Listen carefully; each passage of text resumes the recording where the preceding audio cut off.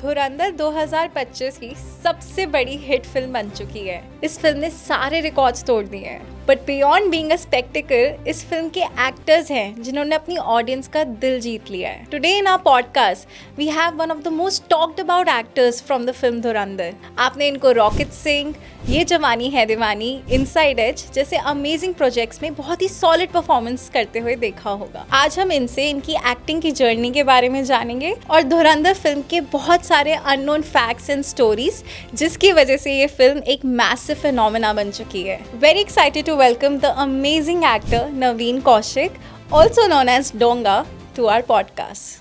I think Aditya sir and Ranveer Singh both knew कि हम इस फिल्म के साथ क्या बना रहे हैं.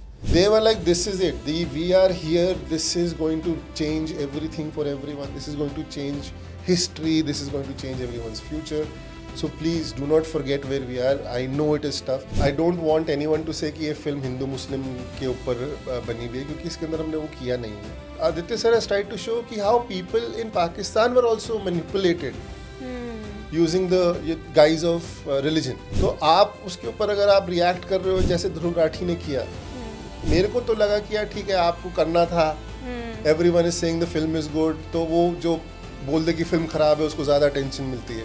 When we were doing that Flipperacci song जो गाना फेमस हो गया था, मैं उसको ऐसे देखता हूँ कि ये आदमी जो है रहमान डकैत, चाहे वो सीन में वो कितना भी उसका ऑरा निकल के आया है अक्षय सर का, वो कितने खूबसूरत लग रहे हैं, वो डांस करते हुए कितने प्लेजेंट लग रहे हैं, सबका दिल आ रहा है उनके ऊपर, लेकिन ये जो कैरेक्टर है ये अपने ही लोगों को धोखा देने आया है. ऐसे बहुत हैं स्टार इस इंडस्ट्री के अंदर जिनको बिल्कुल परवाह नहीं, उनको अपनी वैनिटी से परवाह है, उनको अपने क्या कहते हैं ऑन्टराज से परवाह है, उनको अपने पैसे से परवाह है, उनको ब्रांड डील से परवाह है, उनको फिल्म में क्या हो रहा है उससे परवाह नहीं. मैं प्रोड्यूसर के पास गया, मैं कहा सर मेरा शॉट नहीं हो रहा है, आप दूसरे का शॉट ले रहे हो तो क्या मेरी ज़रूरत है सेट पे? तो उन्होंने मेरे को मुंह पे बोल दिया कि तेरे को पैसे देना तो यहीं पे बैठ.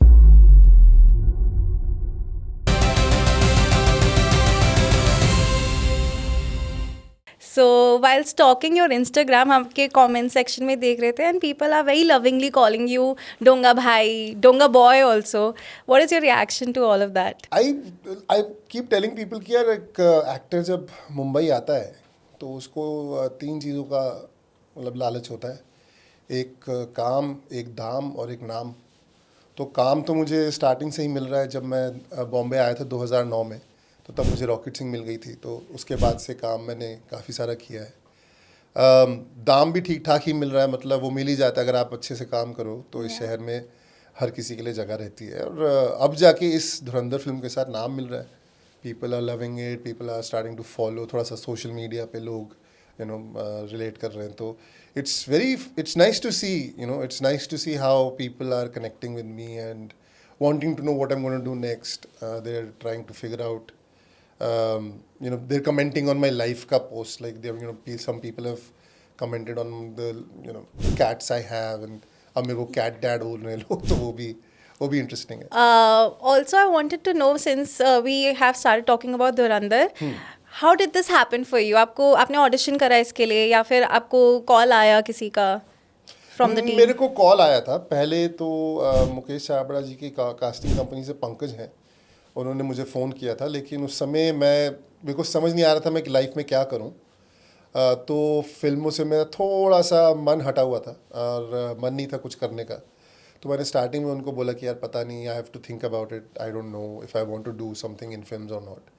आई was in the most confident at that time. तो थोड़े दिन बाद मेरे को मुकेश जी का ही फ़ोन आया और वो मेरे को दिल्ली से जानते हैं, जब मैं थिएटर करता था. तो उन्होंने बोला कि नवीन इतने सालों से काम कर रहा है, तूने कितनी बार मुझे बोला है कि मुकेश भाई मेरे को कुछ नया करना है, कुछ अलग करना है.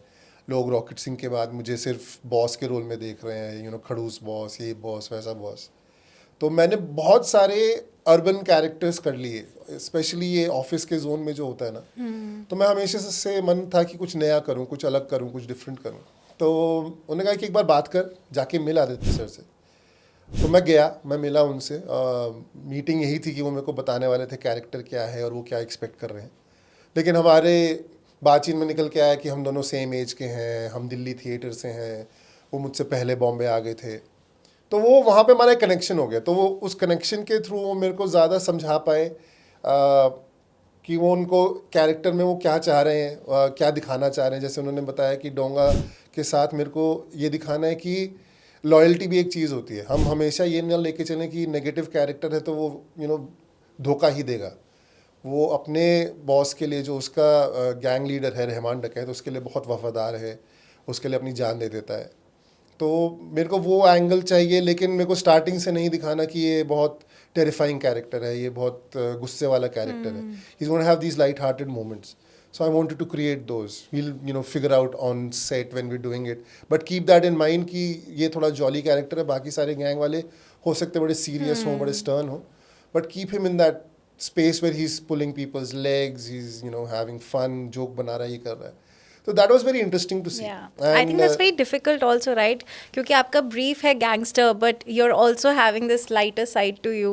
I'm sure. I mean I suppose it's difficult. मेरे को हमेशा से ये लगा है कि एक कोई भी कैरेक्टर एक ही टोन वाला नहीं होता है. Absolutely, yeah. Everyone, Yeah. good, bad, they get angry, they laugh at things, they find things cute.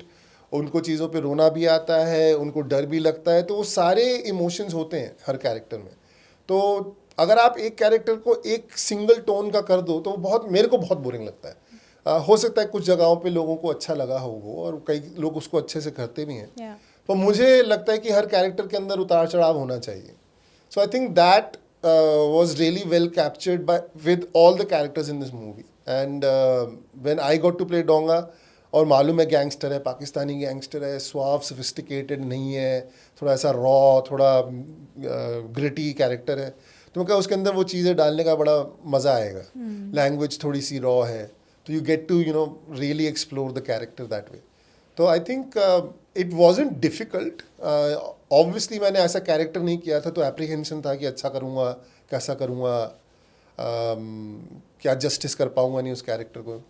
तो वो करते हुए थोड़ा सा लगता था, लेकिन having Aditya Dhar there, he would always guide, बता देते सीन में उनको क्या चाहिए, और उसके साथ वो होता था. Since you mentioned Aditya Dhar, and the whole industry is right now looking at him and his style of filmmaking, that has changed the game.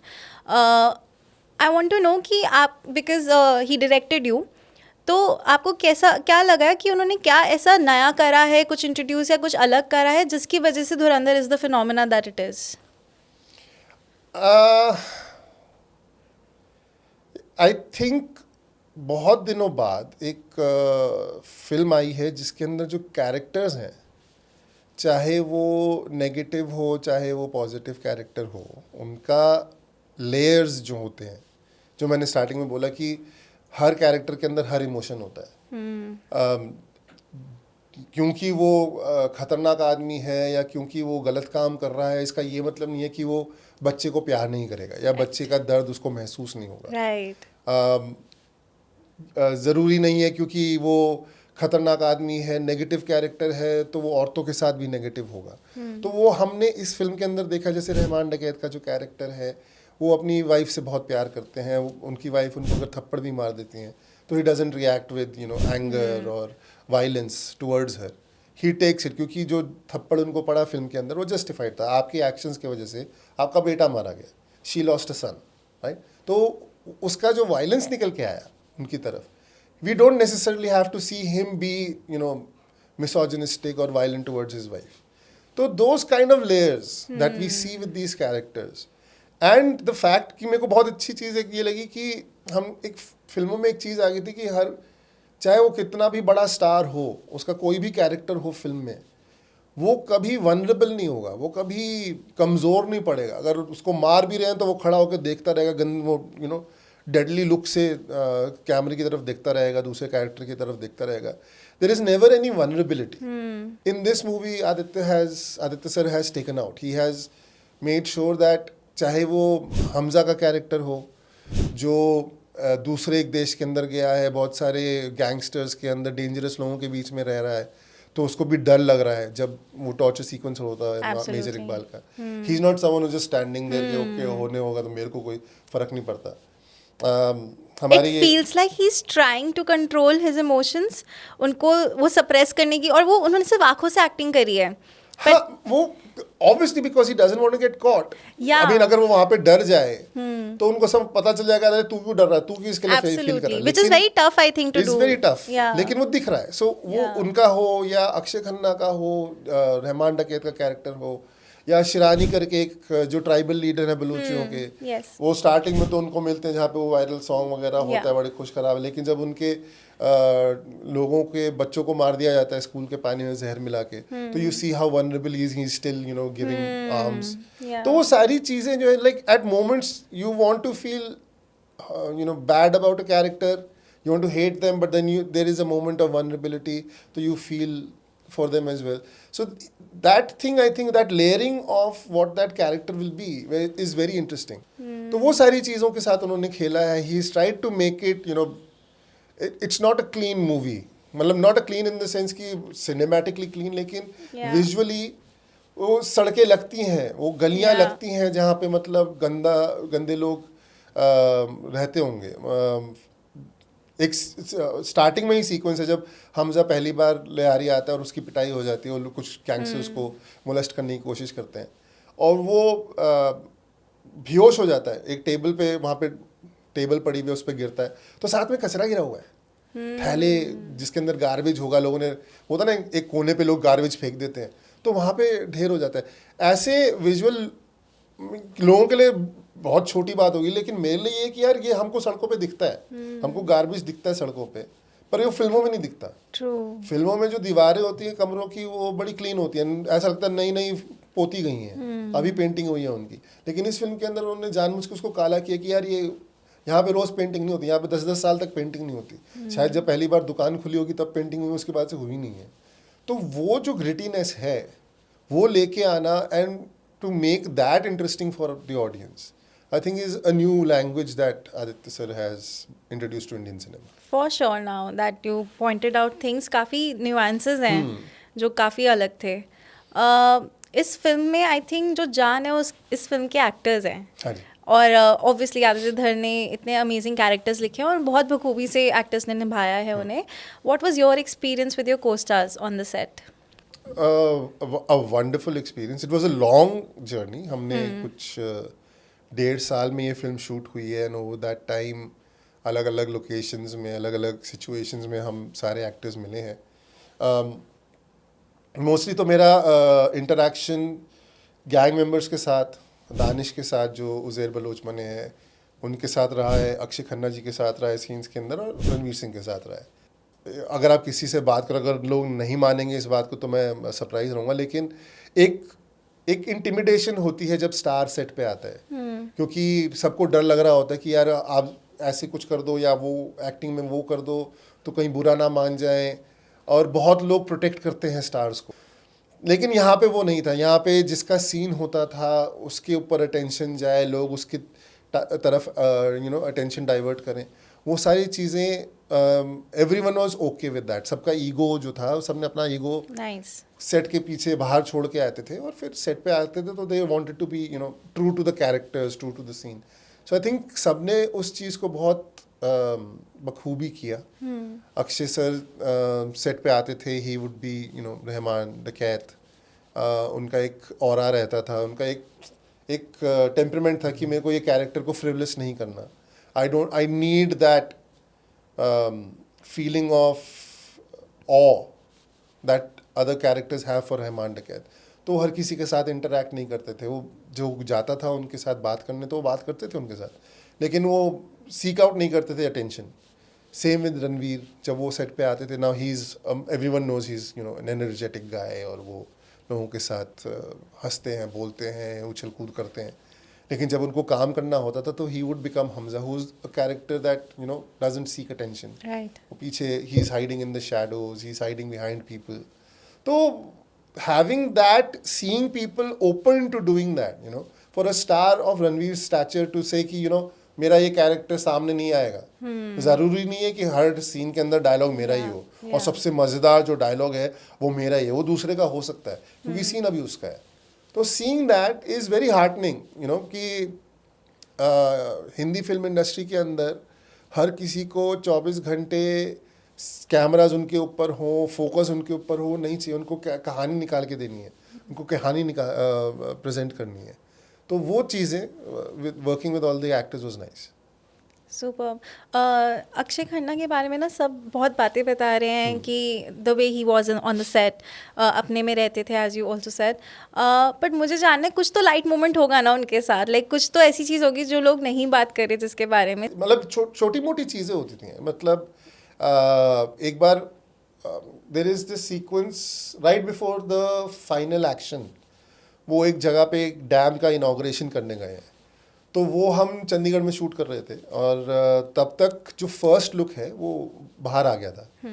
तो उस फर्स्ट लुक के अंदर एक उनका छोटा सा सीन है जहाँ पे वो पुलिस वैन में है और उन्होंने एसीपी असलम जो संजय दत्त जी की प्ले कर रहे हैं उनको कुछ बोला और संजय दत्त उनको मारने के लिए उठते हैं, तो वो वहाँ पे एकदम अपने को बचाने के लिए सिमट जाते हैं। हाँ। तो मैं उनके पास गया था उस दिन, मैंने कहा सर मैं वो फर्स्ट लुक आया तो मैं को छोटी सी बात करनी थी आपसे, तो वो एकदम ऐसे हाँ हाँ बोल क्या हो गया, तो मैं कहा सर वो सीन देखा था, मैं जानता हूँ दुनिया आपके डायलॉग्स के बारे में लुक के बारे में बात करेगी, लेकिन for me as an actor वो जो आपने किया है वो छोटा सा न्यूआंस पकड़ना कि ये आदमी चाहे कितना बड़ा भी गैंगस्टर हो वो अभी पुलिस की वैन में है, लेफ्ट में भी पुलिस वाला है, राइट में भी पुलिस वाला है, सामने पुलिस वाला और आपके हाथ में बेड़ियां हैं, आप कोई मारने उठेगा आप कुछ कर नहीं पाओगे, तो आप पिटने वाले हो। तो फॉर रहमान डकैत के कैरेक्टर को वैसे अपने आप को बचाना कि भाई मैं पिटने वाला हूँ, मेरे को बड़ा इंटरेस्टिंग लगा। I thought it was a gem of acting that you did.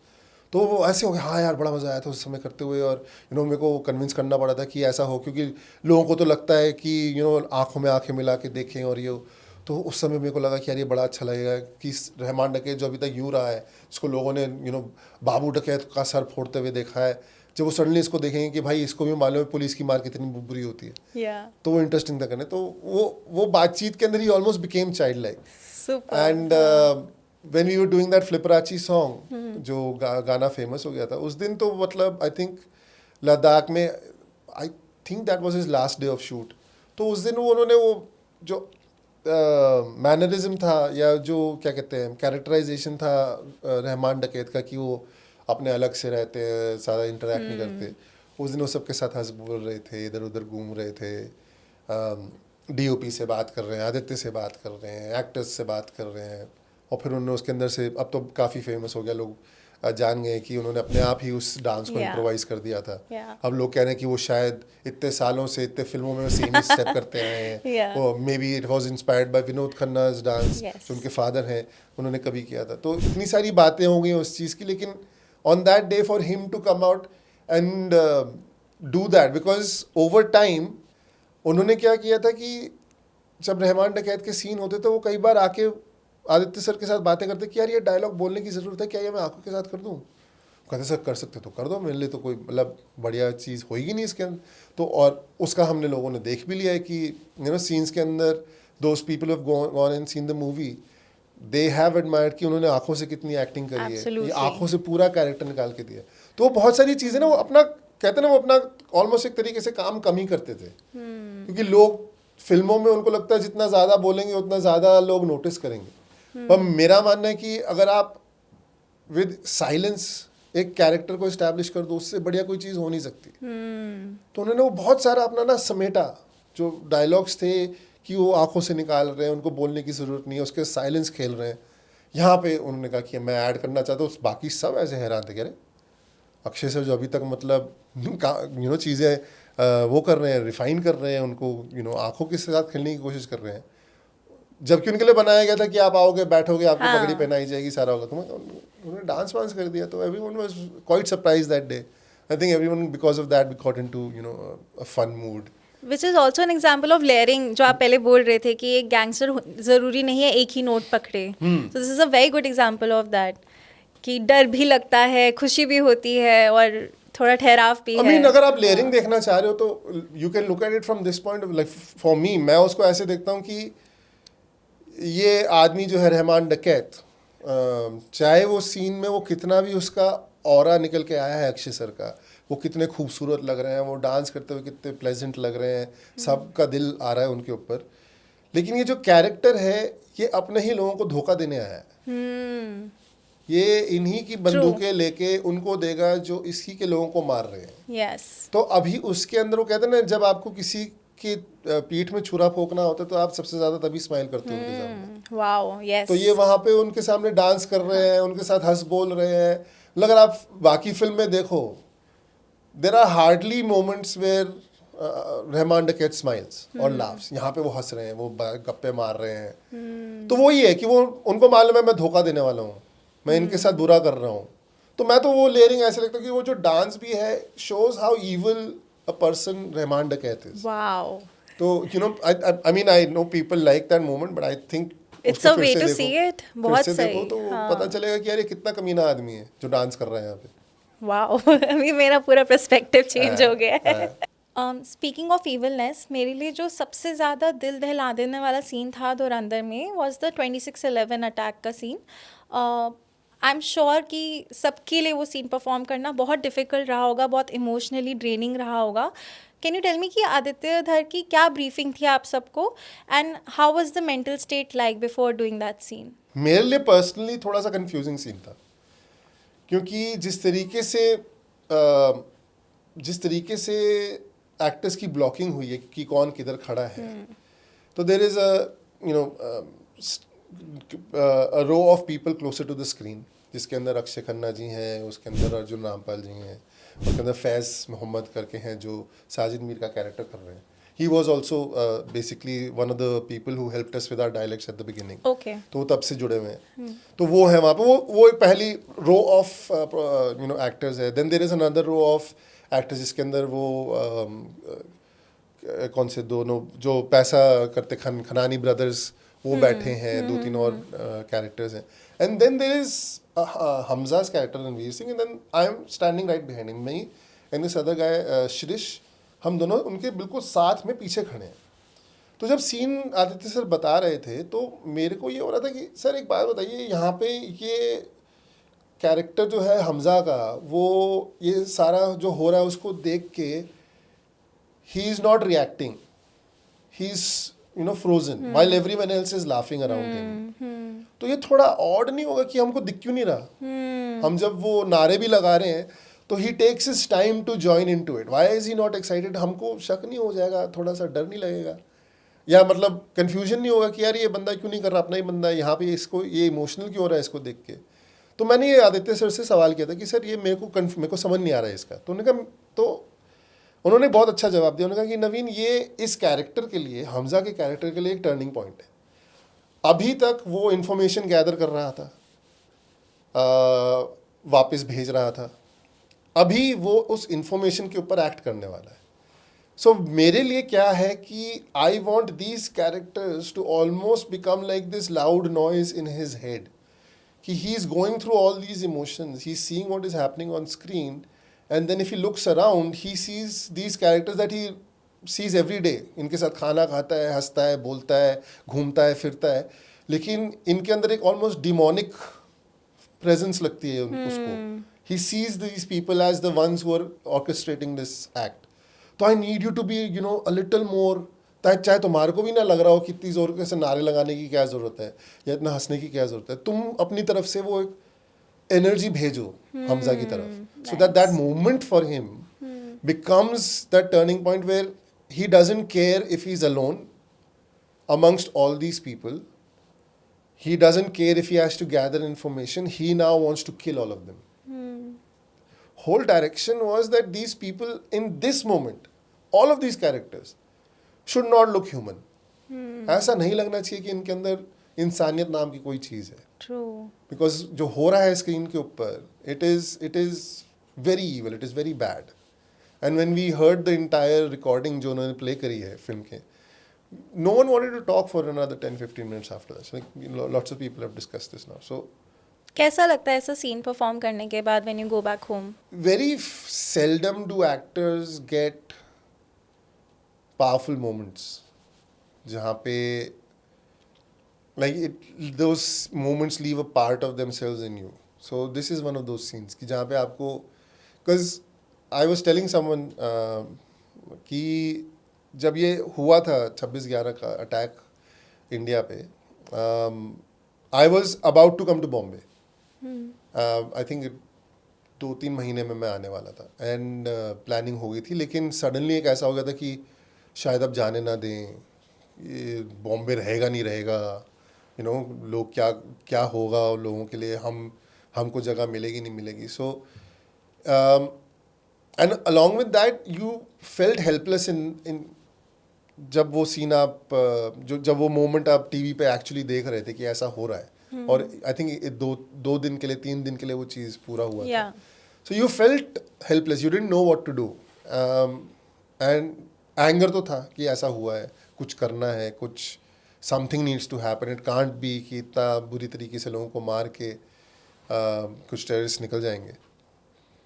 I think हाँ, ये एज एन एक्टर और as an artist this is our way of contributing to that situation, our way of getting, finding our catharsis, कि हम कुछ नहीं कर पाए थे तब, लेकिन अब हम चाहते हैं कि लोगों को वो दिखा पाए. So when you go home, you feel pride in the opportunity that you got.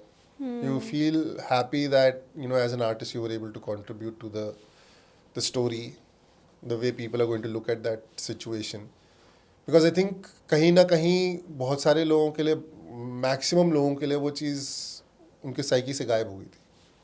इतने साल हो गए, कुछ हुआ नहीं, या हुआ भी तो क्या हुआ हमारे को पूरी डिटेल मालूम नहीं. तो आप धीरे धीरे अपनी ज़िंदगी की लाइफ के अंदर इतना स्ट्रगल के अंदर आप इतना इन्वॉल्व हो जाते हो कि आप आगे की चीज़ों को या उस चीज़ को लेके भूल जाते हो. वो कहीं है लेकिन अब वो आपको इतना इम्पैक्ट नहीं करती. लेकिन with this scene we were able to bring that back and have people remember the people who got sacrificed, gave their lives to protect us, and it feels nice. It feels nice to be a part of something, even if you're the negative guy, but it feels nice that something this powerful was part of my filmography. Absolutely, no, it was very impactful. और लोगों को ज़रूर याद रहेगा, I am sure. Again coming back to stalking your Instagram, हमने एक और post देखा आपका जहाँ पे मेरा फेवरेट सीन आपका फिल्म में से था, जहाँ पे आप चार्ज कर रहे हो लास्ट में विद योर गन्स. उसमें कैप्शन था कि my efforts to remove all the negativity into 2026. तो 2 क्वेश्चंस. एक तो उस सीन से पहले आपका क्या प्रिपरेशन था, what was your mindset, and the second thing कि कौन सी negativity you are trying to eliminate in 2026. Getting into that mindset of कि अब एक्शन करना भी, पिटना है और मारना भी है. सारा वो जो हमने ट्रेनिंग यू करी थी तो वो लेके आनी है वापस. ऑल्सो मैंने कभी एक्शन किया नहीं है, तो उसके अंदर बहुत सारी चीज़ें होती है आपको जो सेट पे ही पता चलता है. फिजिकल रिस्ट्रिक्शन जो है गाड़ी का, multiple takes for firing and this and that and keeping that energy up and all. तो वो सारी जो है उसके अंदर knowing that I'm the only one who's going to be fighting, मेरी हमजा से लड़ाई नहीं है, मेरी संजय दत्त सर से लड़ाई नहीं है, वो सारी चीज़ें नहीं होने वाली. I have this one moment where I'm going to go on. तो मैंने तो बहुत सारी फिल्में देख ली थी जिसके अंदर हीरो बंदूक उठा के निकल जाता है और देख क्या करता है. तो मैं तो वो चीज़ें वापस लाने की कोशिश कर रहा था, ट्राइंग टू कहते हैं imitation is also form of flattery. तो मैं तो कोशिश कर रहा था कि जो मेरे से पहले एक्शन स्टार्स रहे हैं उनको थोड़ा ट्रिब्यूट दे पाऊँ by the way I create that character. Shooting it through the day, seeing how the action happens, trying to understand it. There was a person who was my body double for the tougher sequences, because कुछ चीज़ें होती हैं जिसके लिए आप कितना भी कर लो, बिना चोट खाए आप उस चीज़ को सीखते नहीं हो. और उसलिए I think hats off to a lot of the stuntman in our industry, because वो चोट खाते हैं फिर वो सीखते हैं कि उसको कैसे करना है. यहाँ पे वो टाइम था नहीं, plus no one is going to risk the actor of the movie. तो उन्होंने बहुत सारी चीज़ें हैंडल करी. तो सीइंग वो क्या कर रहे थे, वो आके मेरे को बताते थे, अच्छा सर ग्रेनेड फेंकना है तो ऐसे फेंकना, गन चलानी है तो ऐसे चलाना. दोनों गन्स जो मेरे को दी थी वो एक्चुअल गन्स थी, जिसका उन्होंने क्या कहते हैं वो पिन जो होता है, ट्रिगर पिन होता है, वो निकाल दिया था. बट भारी होती है AK-47 राइफल, बहुत भारी होती है. मेरे को पता नहीं था, उन्होंने कहा एक एक हाथ में एक उठानी है. तो मेरे को पहले उन्होंने प्रिपेयर कर लिया था, तो मैं थोड़ा उसके लिए थोड़ी सी वेट ट्रेनिंग करी थी हाथ में उठाने की. तो वो प्रिपरेशन थी. एंड देन जस्ट मेरे को आदित्य सर का एक ही डायरेक्शन था, स्टार्टिंग में उन्होंने बताया था, and over time he kept reminding me when there would be scenes कि ये सीन है जहाँ पे डोंगा फ्लिप करेगा, उससे पहले हमने डोंगा को ऐसे देखा ही नहीं है. We have never seen him angry, we have never seen him violent. Over the shoot जब दूसरे सीन हो रहे होते थे और जहाँ पे मेरा मन कर रहा होता था वायलेंट होने का, वहाँ पे आदित्य सर रोक देते कि यहाँ पे नहीं, डोंगा यहाँ पे ना इस चीज़ को थोड़ा टंग इन चीक ह्यूमर के साथ निकाल देगा, या उसको थोड़ा स्केप्टिसिज्म के साथ देखेगा. अभी वायलेंट मत हो, मत हो, मत हो, मत हो. मैं दूसरों को देख रहा हूँ वायलेंट होते हुए, कहता तेरा नहीं होगा, तू थोड़ा सा पीछे से देख रहा है, you're observing, you're not reacting to it. तो when that day when we started shooting he said now Naveen go all out, निकाल, लाइक स्क्रीम. मेरी आई थिंक मेरी 4 दिन तक आवाज़ बैठी हुई थी, इतना चिल्लाया हूँ मैं.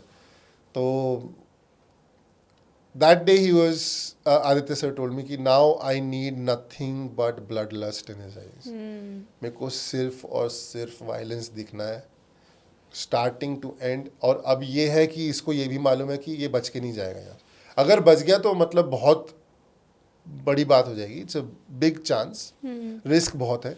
तो प्लीज़ इसके ना जितना कर सकते हो करो. तो या मतलब उनके साथ विकास नौलखा जो डीओपी हैं, उनके साथ तालमेल बना के कि कैसे करना है, क्या करना है, क्या चाह रहे हो आप दिखाना, what you trying to capture in this moment. So getting all of that together was a lot of fun. You just said कि आपने कुछ एक्टर्स को ट्रिब्यूट देने की कोशिश की थी. हाँ, कौन से एक्टर्स? मतलब हॉलीवुड से आर्नोल्ड श्वार्ज़नेगर है, सिल्वेस्टर स्टेलोन है, ब्रूस विलिस हैं, बहुत सारे हैं. अपने यहाँ से धर्म जी हैं, उन्होंने बहुत, सनी देओल जी हैं. Because this level of violence, yeah, this level of action that has been given to Donga,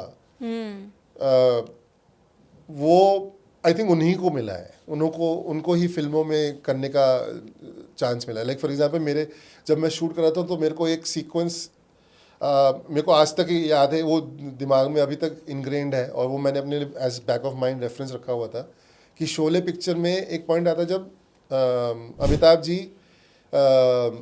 गोली से एक ग्रेनेड के गुच्छे को मारने की कोशिश कर रहे थे. तो he is at this end of a bridge, उधर डाकू हैं, वो गोलियां मार रहे हैं, उनके पास गोलियां ख़त्म हो गई, आखिरी रह गई है. तो वो ब्रिज पे चलना शुरू करते हैं और वहाँ पे एक आई थिंक डायनामाइट का रोल पड़ा हुआ है. तो उसको मारने की कोशिश कर, उनको गोलियां लगे जा रही हैं और वो चल रहे हैं. He is you know, so that was in the, I knew I wasn't recreating the same thing, but that single focus कि चाहे कितनी भी गोली लग जाए, मेरे को एक वो उसको उड़ाना ताकि ये ब्रिज टूट जाए, फिर ये जो डाकू हैं ये गांव तक नहीं पहुंच पाएंगे. And he sacrifices himself with that. तो मेरे दिमाग में वो एक जो मोमेंट है वो चल रहा था कि यू नो उस फोकस के साथ, जिस फोकस के साथ अमित जी ने उसका किया था, डोंगा उस फोकस के साथ गया है कि अभी ये रहमान भाई ने बोल रहा है इनको रोकना है, इनको संभालना है, तो डोंगा संभाल लेगा, सब मरेंगे आज. तो चाहे कितनी भी गोली लग जाए, keep going, keep going, keep going. And that was like playing in the back of my mind, वो वाला sequence. Wow, Sholay behind the amazing scene. बहुत लोगों ने तो मुझे मैसेज करके बोला है कि यार एक शोले थी और अब धुरंधर है, जहाँ पे धुरंधर is getting the same kind of recognition that Sholay got back in the day, where people remember the characters, people remember the story, they feel for all the characters. जितना गब्बर आइकॉनिक हुआ था उतना आइकॉनिक रहमान डकैत हुआ है, जितना क्या नाम है, जितना ठाकुर कैरेक्टर पॉपुलर हुआ था उतना ही पॉपुलर यहाँ पे That is true. So all the characters are well known, you know. So it's not a, I mean, for any actor who's working in the Hindi film industry or in you know, it's very difficult to not be influenced by a film like Sholay. You know, इस बात से मुझे लग रहा है कि बहुत बारी जो एक अच्छा एक्टर होता है उसको स्पॉटलाइट की ज़रूरत नहीं होती एक सीन में. He is okay not being the highlight of the scene, and बहुत अच्छी परफॉर्मेंस निकल कर आती है. I think that is the beauty of an ensemble cast.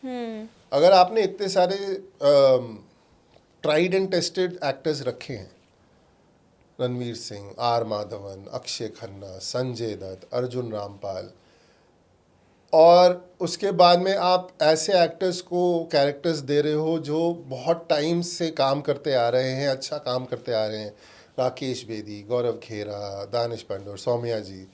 मेरे को अगर if I could be you know humbly add myself to that list, कि काम किया है, स्पेस मिला है, हम कर रहे हैं. No one is going to, I don't think anyone or any of the actors is going to be, कोई कम नहीं करेगा इस डर से कि अच्छा सामने स्टार है, या इस डर से कि मतलब संजय दत्त जी आ गए हैं या अक्षय खन्ना जी आ गए हैं. आप हैं, all due respect to what you have done, but I am also playing my character. तो जब वो ensemble का जो होता है, जब आप एक्टर्स को एक साथ लाते हो and they are doing the best of their character, तो वो सीन में ऑटोमेटिकली आपको एक रिचनेस दिखती है. और आपको समझ में आता है कि यार आई थिंक सीन वर्क बहुत स्टेटस का गेम होता है. किसका स्टेटस हाई है, किसका स्टेटस लो है. Status not necessarily financial status, but status is also who has more power in the scene. Now every time it won't be the same guy. If you are a lowly member of a gang, तो आप boss के सामने थोड़ी ना power लेके खड़े रहोगे. तो वो चीज़ को समझना और उस चीज़ को एग्जीक्यूट करना makes the scene richer. Right. बहुत लोगों ने मेरे को जब ट्रेलर आया था तो उन्होंने बता रहे क्या है, मतलब आप अक्षय खन्ना दिखा रहे हो, फिर आप अर्जुन रामपाल दिखा रहे हो, फिर आप संजय दत्त दिखा रहे हो, आर माधवन दिखा रहे हो, रणवीर सिंह तो दिख ही नहीं रहा ट्रेलर के अंदर. मैं कहा क्योंकि वो बहुत ज़रूरी है. ये आदमी अकेला किन लोगों से भिड़ने गया है पाकिस्तान में. अगर आप विलन जो है उसको नहीं दिखाओगे वो कितना खूंखार टेरिफाइंग कैरेक्टर है, तब तक इसकी पूरी जर्नी जो है, जो ये कर रहा है, will make no sense. It will not be worth it. You will not feel for anything that he's going through. So you need to show these characters larger than life. You need to show how terrifying they are. तो वो इस film के अंदर अगर हम सिर्फ एक star पे फोकस करना शुरू कर दें, तो वो it will be a disservice to the star, because people will be like अरे उसको ही दिखाया जा रहा है, दूसरे कैरेक्टर्स नहीं दिखा रहे. तो for him to understand that and then execute it in a manner where it's such a different character that he has done, I feel he's ascended. वो कहते हैं ना कि आप एक लेवल पे थे एज एन एक्टर, अब आप और ऊपर चले गए हो. So people need to recognise that. I think ऐसे बहुत हैं स्टार इस इंडस्ट्री के अंदर जिनको बिल्कुल परवाह नहीं. उनको अपनी वैनिटी से परवाह है, उनको अपने क्या कहते हैं ऑन्टराज से परवाह है, उनको अपने पैसे से परवाह है, उनको ब्रांड डील से परवाह है, उनको फिल्म में क्या हो रहा है उससे परवाह नहीं है. यहाँ पे नहीं उन्होंने किया. उनको मालूम था कि हम एंड में अचीव क्या करने वाले हैं. सारे रिकॉर्ड टूट गए यार. अब तो क्या ही बात करें. एब्सोल्युटली. तो अगर उनको नहीं मालूम होता, या इनक्लिंग होती है ना कि आपको भनक होती है कि ये चीज़ इतनी हिट होने वाली है, इतनी पॉपुलर होने वाली है, अगर आपको वो इनक्लिंग नहीं होती तो आप भी परवाह नहीं करते.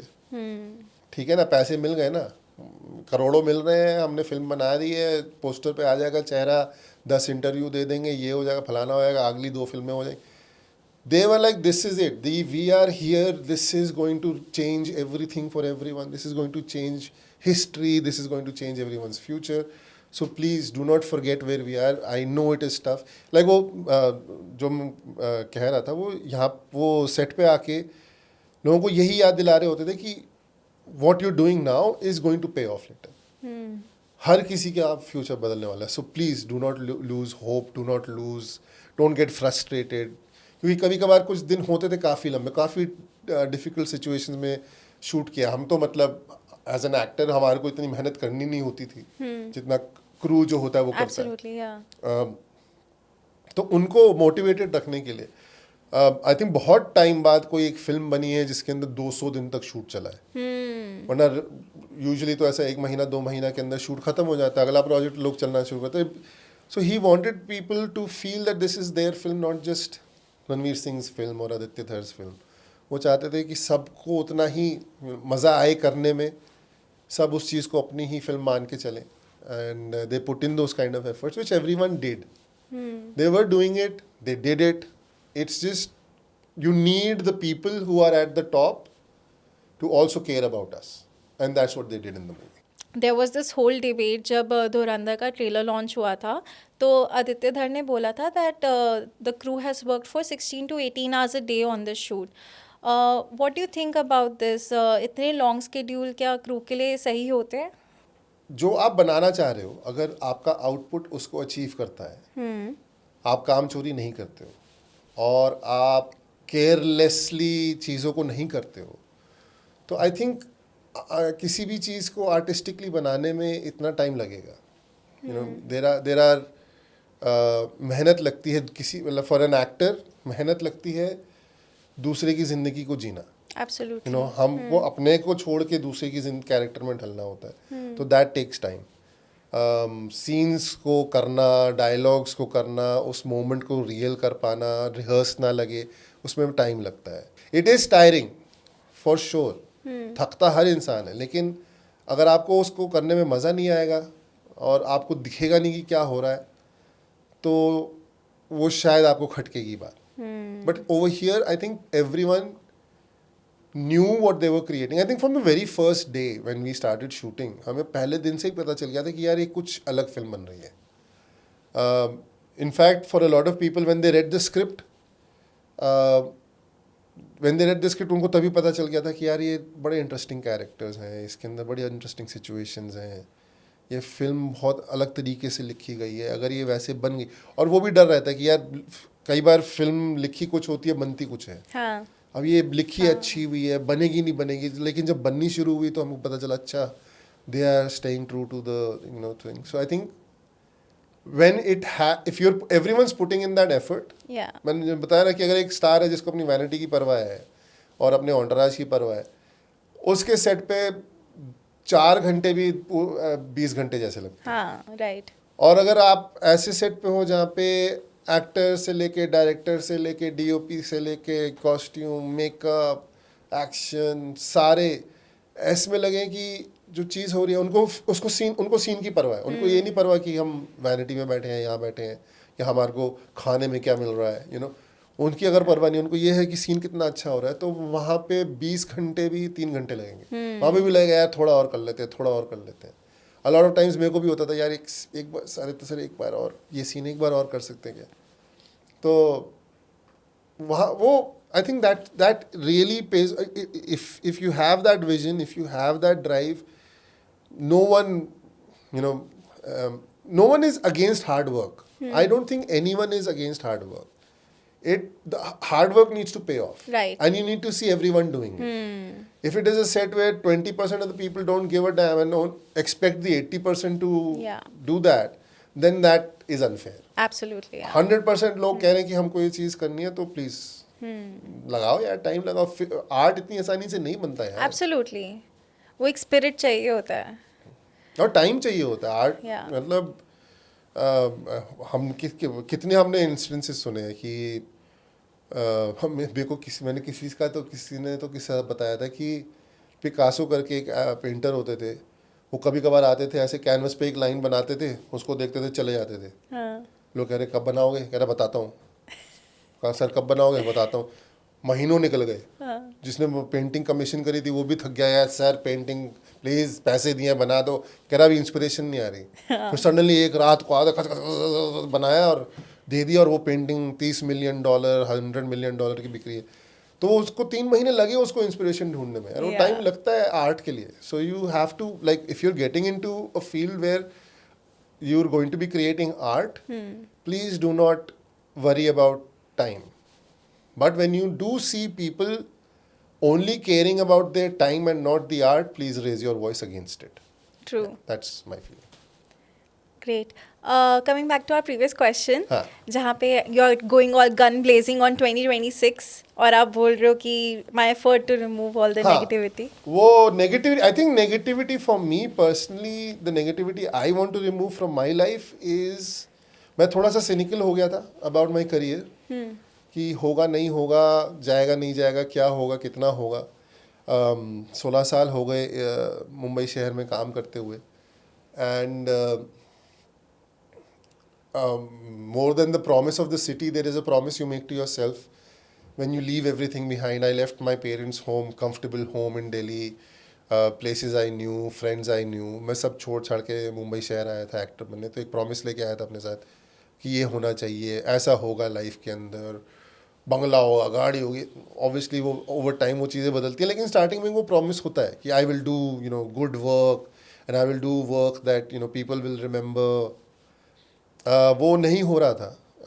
But with this that's scepticism थोड़ा सा वो हटा है. I am hoping this year I am lot more open two things coming my way. I am hoping कि एक I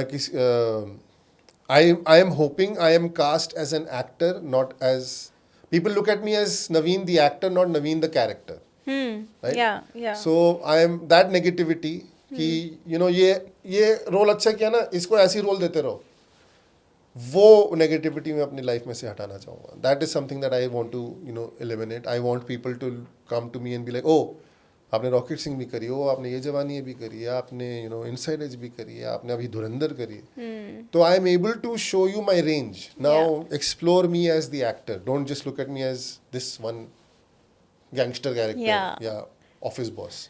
so that's the negativity I want to remove, eliminate. अगर आप एक सीन के बारे में हमें बता सको जो कि जिसको परफॉर्म करना बहुत ही इमोशनल रहा हो या बहुत डिफिकल्ट रहा हो for whatever reason, and if you can break that scene down for us from the film Dhurandhar.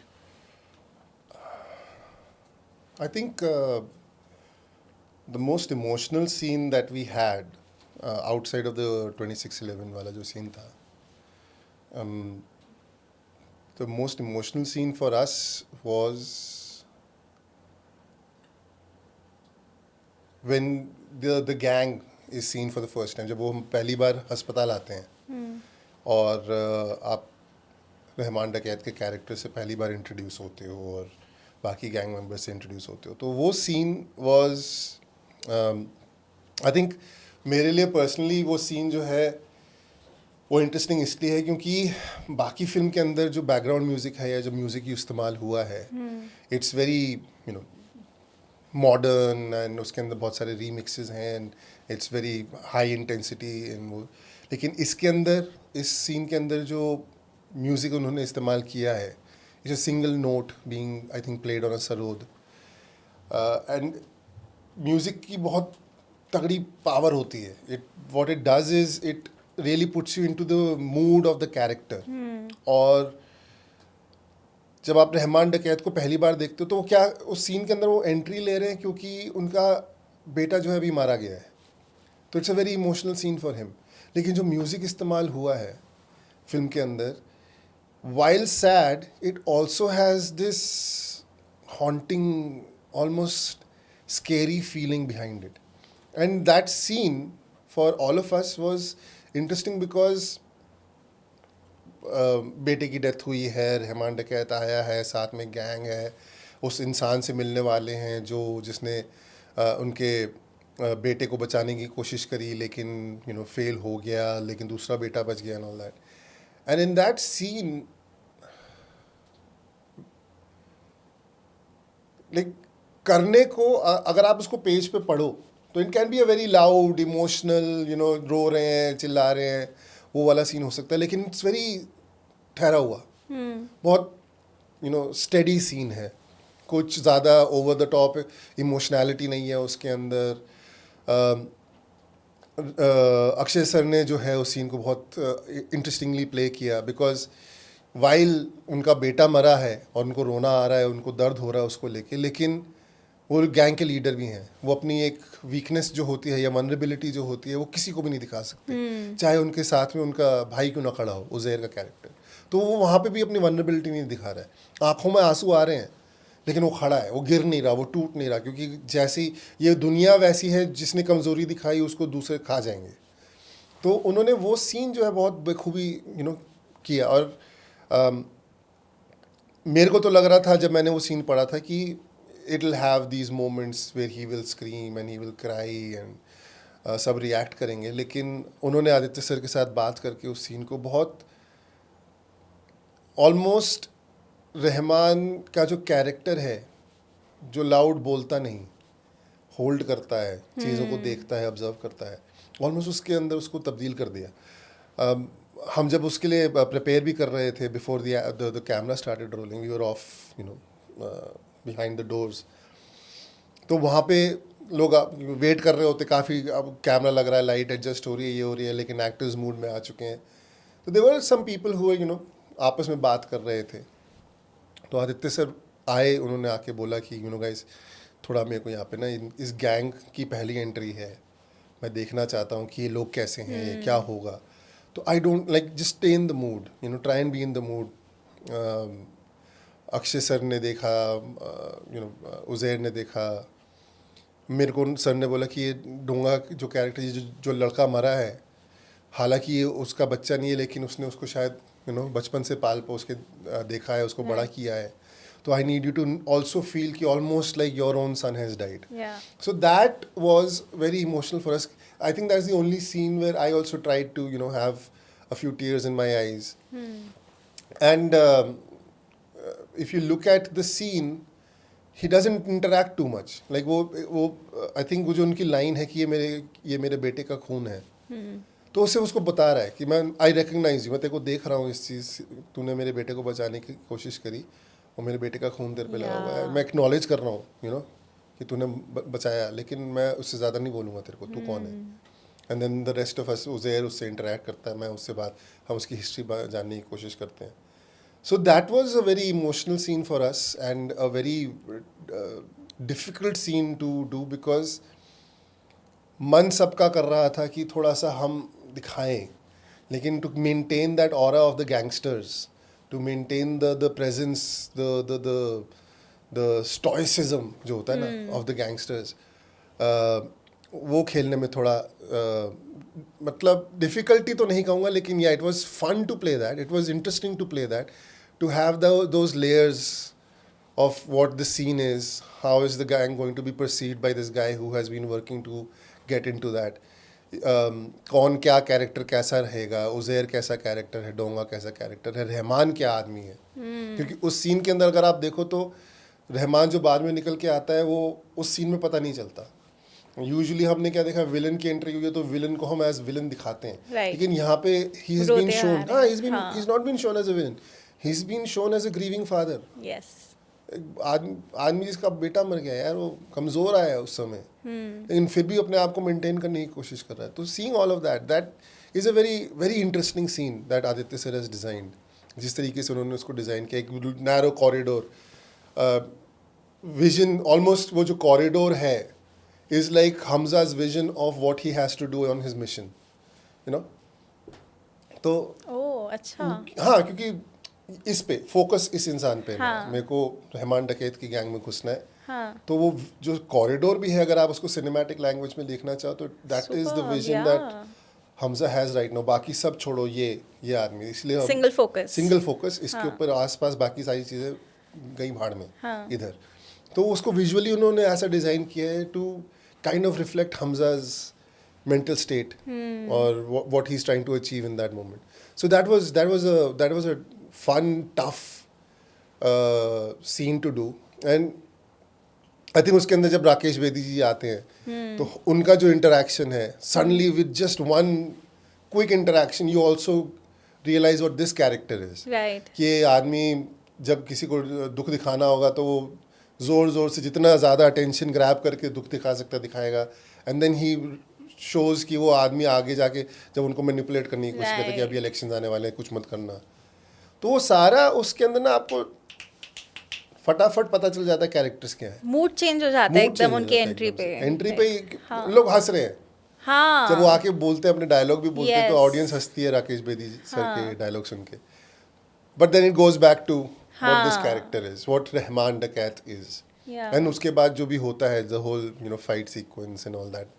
So that was an interesting scene, the way we shot it, the way we discussed it. Danish ने उसको इतना अच्छे से, you know, play किया है, where he's also trying to understand कि okay, I have to stay strong for my brother. He doesn't want to talk. Like वो कोई भी उसको ऐसे ले सकता है कि रहमान डकैत अभी बात करके नहीं बैठ गया क्योंकि उसको वो कमज़ोर हो गया था, लेकिन नहीं, वो उज़ैर आया कि आप भाई आप चिंता मत करो, मैं संभाल लूँगा. तो all that was a very interesting scene. Absolutely. See, इस फिल्म को बहुत प्यार मिल रहा है, नो डाउट. रिकॉर्ड ब्रेक हो चुके हैं, but there is controversy around it also. Popular youtuber Dhruv Rathee has talked about the politics of the film. तो and we were seeing that you had a conversation with him on Twitter. तो what was that about? I didn't have a conversation with him. People thought we had a conversation. उन्होंने एक tweet डाल दिया था, फिर एक video डाल दिया था, एंड वो कह रहे थे कि इसके अंदर प्रोपेगेंडा है एंड पॉलिटिक्स है। और तो मेरा मानना है कि यार आज के डेट में आप बिना पॉलिटिक्स के किसी चीज़ के ऊपर बात कर ही नहीं सकते हो। लोग चाय और कॉफ़ी को लेके पॉलिटिक्स करना शुरू कर देते कि चाय पीने वाले ऐसे होते हैं, कॉफ़ी पीने वाले ऐसे होते हैं। आपने अभी मेरे से क्या ब्लैक आप कॉफी ब्लैक पीते कॉफ़ी हैं पीते हो, या- नॉर्मल पीते हो, जो ब्लैक कॉफ़ी पीते हैं वो लॉयलिस्ट हो जाते हो। मैंने लिए कि यार अच्छा ठीक है, इसके अंदर भी एक तरीके से पॉलिटिक्स आ ही गई, लॉयलिज्म की पॉलिटिक्स आ गई। तो ये मेरे को लगा था कि आपने एक बार फिल्म देखी और आपने उसके ऊपर रिएक्ट कर दिया, लेकिन ये फिल्म ऐसी है जिसको अभी रिसेंटली एक किसी तो ऑडियंस मेंबर ने पोस्ट डाला जिसमें उसने कहा कि मैंने 40th टाइम देख लिया फिल्म जाके। हाँ so people are watching People it are over and watching. Over and this is a film जिसको आप बार बार देखोगे तब आपको उसकी सटल लेयर्स जो हैं आपको दिखने लगेंगी। पर पहली बार देख के अगर आप उसको बोल दो कि इसके अंदर पॉलिटिक्स है एंड ऑल, तो वो मेरे को गलत लगा। I don't want anyone to say कि ये फिल्म हिंदू मुस्लिम के ऊपर बनी हुई है, क्योंकि इसके अंदर हमने वो किया नहीं है। समवन राइटली पॉइंटेड आउट कि जब हमजा की फाइट हो रही होती है एंड के अंदर, और जब वो पिट जाते हैं, ज़मीन पे गिरे हुए होते, तो उनको तब याद आता है जब 26/11 वाले सीक्वेंस के अंदर सब अल्लाह अकबर चिल्ला रहे थे। तो किसी ने कहा कि would that not be looked at as them making a comment on Muslims? मैं कहा नहीं, क्योंकि जो मेजर इकबाल का कैरेक्टर है वो उन लड़कों को जो भेज रहा है 26/11 करने के लिए, वो उनको ये बोल के भेज रहा है कि तुम्हारे धर्म पे अटैक हुआ है, तुम्हारे मजहब पे अटैक हुआ है, तुम उसको बचाने जा रहे हो। जो डायलॉग भी बोल रहे हो उसके अंदर, उनको बोल रहे हैं कि तुम्हारे को जन्नत नसीब होगी अगर तुम ये काम करोगे। तो वो उनको उनके मजहब की बात करके मैनिपुलेट कर रहा है। वो उनको ये नहीं बोलेगा कि पाकिस्तान बचाना चाह रहे हो। अगर वो कहेंगे कि तुम बचाओगे ये करके, तो वो कहेंगे तो ठीक है, आर्मी को भेजो ना, हमें क्यों भेज रहे हो? तो इस फिल्म के अंदर Aditya sir has tried to show कि how people in Pakistan were also manipulated using the guise of religion. That is not necessarily him saying Muslim खराब है, वो ये दिखाने कि आप जो मुसलमान जो थे पाकिस्तान के, उनको भी बहकाया गया, उनको भी मिसलीड किया गया। तो I think you understand these layers, these subtleties of the script when you watch it over and over again. It is not a film which is shallow. तो आप उसके ऊपर अगर आप रिएक्ट कर रहे हो जैसे ध्रुव राठी ने किया, मेरे को तो लगा कि यार ठीक है, आपको करना था, everyone is saying the film is good, तो वो जो बोल दे कि फिल्म खराब है उसको ज़्यादा अटेंशन मिलती है।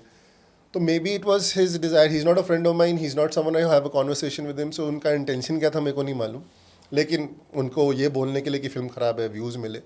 तो देखो कि यार आपको व्यूज़ मिल रहे हैं, आप खुश रहो, आपका भी भला हो रहा है धुरंधर से, सबका हुआ है, आपका भी हो रहा है, तो आप करिए। अब वो लोगों ने उसको लेके, मैंने ध्रुव राठी को जवाब दिया कि ठीक है यार, I am going to defend our project, क्योंकि हमारे प्रोजेक्ट के अंदर हर धर्म के लोग हैं। अगर हम हिंदू लोग उसके अंदर फिल्म में काम कर रहे हैं, तो मुसलमान लोग भी हैं जिन्होंने उसके प्रोडक्शन के अंदर काम किया है। तो क्या उनको नहीं समझ में आ रहा वो क्या कर रहे हैं? आप एज ध्रुव राठी कह रहे हो कि उनको नहीं, वो बेवकूफ़ है, उनको नहीं पता चला कि ये फिल्म के अंदर प्रोपेगेंडा है, ये है वो है। अगर वो होता तो ऐसा होने देते, उसके अंदर काम करते, किया ना, because people knew what is being done. तो I think that was my reaction to Dhruv Rathee on Twitter कि भाई ठीक है, आप एक बार और देखो जाके, ऐसे थोड़ा समझने की कोशिश करो, बस नीजर रिएक्शन मत दे दो फिल्म को लेके। और अगर इतना होता तो लाइक हमारे को बहुत सारे एक्टर्स को पाकिस्तान से लोग मैसेजेस कर रहे हैं, पाकिस्तान में it has become the most downloaded film ever, even though वहाँ पे नहीं है, वहाँ पे बैंड है, बैंड yes. होने के बावजूद लोग डाउनलोड करके देख रहे हैं, हमारे को मैसेजेस कर रहे हैं, फॉलो कर रहे हैं वहाँ से। तो आपको उनको पाकिस्तान अच्छा से लग बहुत प्यार आ रहा है इस फिल्म को लेके कि तो वो लोग भी समझ रहे हैं ना कि ये हमारे को तो गाली नहीं दी है, हमारे को तो इसके अंदर नहीं बोला, ये जो सिस्टम के अंदर लोग थे जिन्होंने हमारे देश, अभी पाकिस्तान का भी सिस्टम काफ़ी हद तक ख़राब हो चुका है, तो उसको ख़राब करने वाले जो लोग थे उन्हीं के ऊपर इन्होंने कहानी बनाई है, उन्हीं को टारगेट किया है। तो they understand that, they are not foolish. So I think what Dhruv Rathee did, ठीक है, like you are welcome brother, आपको भी व्यूज़ मिल गए इसके। To each his own. Like what do I do, मतलब हम कुछ कर नहीं सकते. जितना आपको प्यार मिलेगा तो उतनी आपको नफरत भी आने वाली है. So, Part of the game. Yeah, it's part of the game. Man. It's a dance that we all, when you tell a story, you welcome that dance, and that's what we're doing. So nice. We also saw one of your posts जहाँ पे आपने बोला था that you were almost done with acting. आपने quit करने का सोच लिया था before Dhurandhar happened. तो how did you arrive at that intense thought कि बस अब हो गया है? It's a very मुंबई जो शहर है, especially for anyone in the film industry, it's a very difficult city. क्योंकि आप जब आते हो यहाँ पे तो आपको कोई जानता नहीं है. एंड अभी थोड़े दिन पहले मेरे एक दोस्त हैं विनीत कुमार, उन्होंने एक इंटरव्यू में आई थिंक उनका कोई पैनल डिस्कशन हो रहा था, तो उन्होंने बोला था कि आप जब बाहर से आते हो तो आप सरवाइव करने के लिए कोई भी रोल लेते हो. क्योंकि आपका सरवाइव करना ज़रूरी है. अगर आप रहोगे तो आगे चल के आपकी बात होगी. अगर आप रहे ही नहीं तो लोग आपको पूछेंगे भी क्यों. तो वो चक्कर में when you have no guidance कि क्या करना चाहिए क्या नहीं करना चाहिए, ऊपर से रेंट की तलवार भी लटक रही है, खाने पीने की तलवार भी लटक रही है, लोग बोल रहे हैं अगर आप एक्टर हो तो आपको नए कपड़े होने चाहिए, आपको हमेशा एक इमेज प्रेजेंट करनी चाहिए. तो वो सारी जब चीज़ें होती हैं वो धीरे धीरे लोगों पे हावी हो जाती हैं. मेरे पे ये हो गया था कि अरे आते ही रॉकेट सिंह कर ली, अरे तेरा तो करियर चल गया. पर यार करियर ठीक है लेकिन लोग जानते नहीं हैं क्या काम मिलेगा, कैसा काम मिलेगा. रॉकेट सिंह के चलते मेरे को बहुत सारे ऑफिस के बॉस के रोल, ये रोल, एक दिन का काम, 2 दिन का काम, एक सीन का काम, घर चलाना मैं हाँ करता था. लेकिन उसमें क्रिएटिव सेटिस्फैक्शन ओवर टाइम गायब हो गया था कि कितने तरीके से बॉस खेल लूँ यार, कितने तरीके के रोल कर लूँ मैं बॉस के. अच्छा भी बन गया, बुरा भी बन गया, सपोर्टिव भी बन गया, अनसपोर्टिव भी बन गया, खड़ूस भी बन गया, मतलब ठरकी बॉस भी बन गया, ये भी बन गया, वो भी बन गया. अब ख़त्म हो गया. I don't have the desire for that character unless वो कैरेक्टर कुछ मीनिंगफुल करे. तो एक वो डिसहार्टनिंग होती ना कि जब मैं आया था मैं 27 साल का था, सपने सब लेके आया था कि हीरो बनेंगे, स्टार बन जाएंगे. वो हुआ नहीं. Over time I try to do all sorts of things. मैंने थिएटर भी किया, यहाँ पे आके मैंने इम्प्रोव कंपनी चालू करी, इम्प्रोवाइजेशन के शोज़ करता हूँ मैं. लोगों के साथ मैंने सोशल मीडिया का काम भी किया है, मैंने कॉर्पोरेट इवेंट्स भी किए हैं, मैंने वॉइस ओवर भी किया है. आप सब कुछ हाथ पाँव मारते हो लेकिन धीरे ओवर टाइम, अभी मैं 44 का हूँ तो 16 साल हो गए, उसके अंदर वो जो सपना लेके आए थे वो फुलफिल नहीं हुआ. तो कहीं ना कहीं आप थोड़ा बहुत टूटने लगते हो कि क्या कर रहा हूँ, क्यों कर रहा हूँ, कितना स्ट्रगल करूँ, कहाँ तक स्ट्रगल करूँ, कब लोग मानेंगे कि काम आता है, कब लोग जानेंगे कि इसको एक्टिंग आती है, इससे अच्छे काम करवाओ, कब लोग मेरे पे चांस लेंगे. वो अनसर्टेनिटी एक पॉइंट के बाद होता ना कि यार छोड़ो, नहीं करना, बहुत थक गया. तो मैं उस पॉइंट पे आ गया था, मेरा मन नहीं था कुछ भी करने का. I have a very supportive wife now who was like, you do what you, आपको जो करना है आप करो, I am with you, we'll figure out life, हम देखेंगे. तो finally I had someone who I could fall back on instead of being कि I have to take care of everything and I have to be the person who has to manage everything. तो मैंने decide किया था कि ठीक है यार, अब अच्छा काम नहीं आएगा तो नहीं करूँगा. और उस अच्छा काम नहीं आएगा, नहीं करूँगा, उस सोच में और उस सोच के साथ काफ़ी महीने निकल गए. बहुत सारा काम मना किया,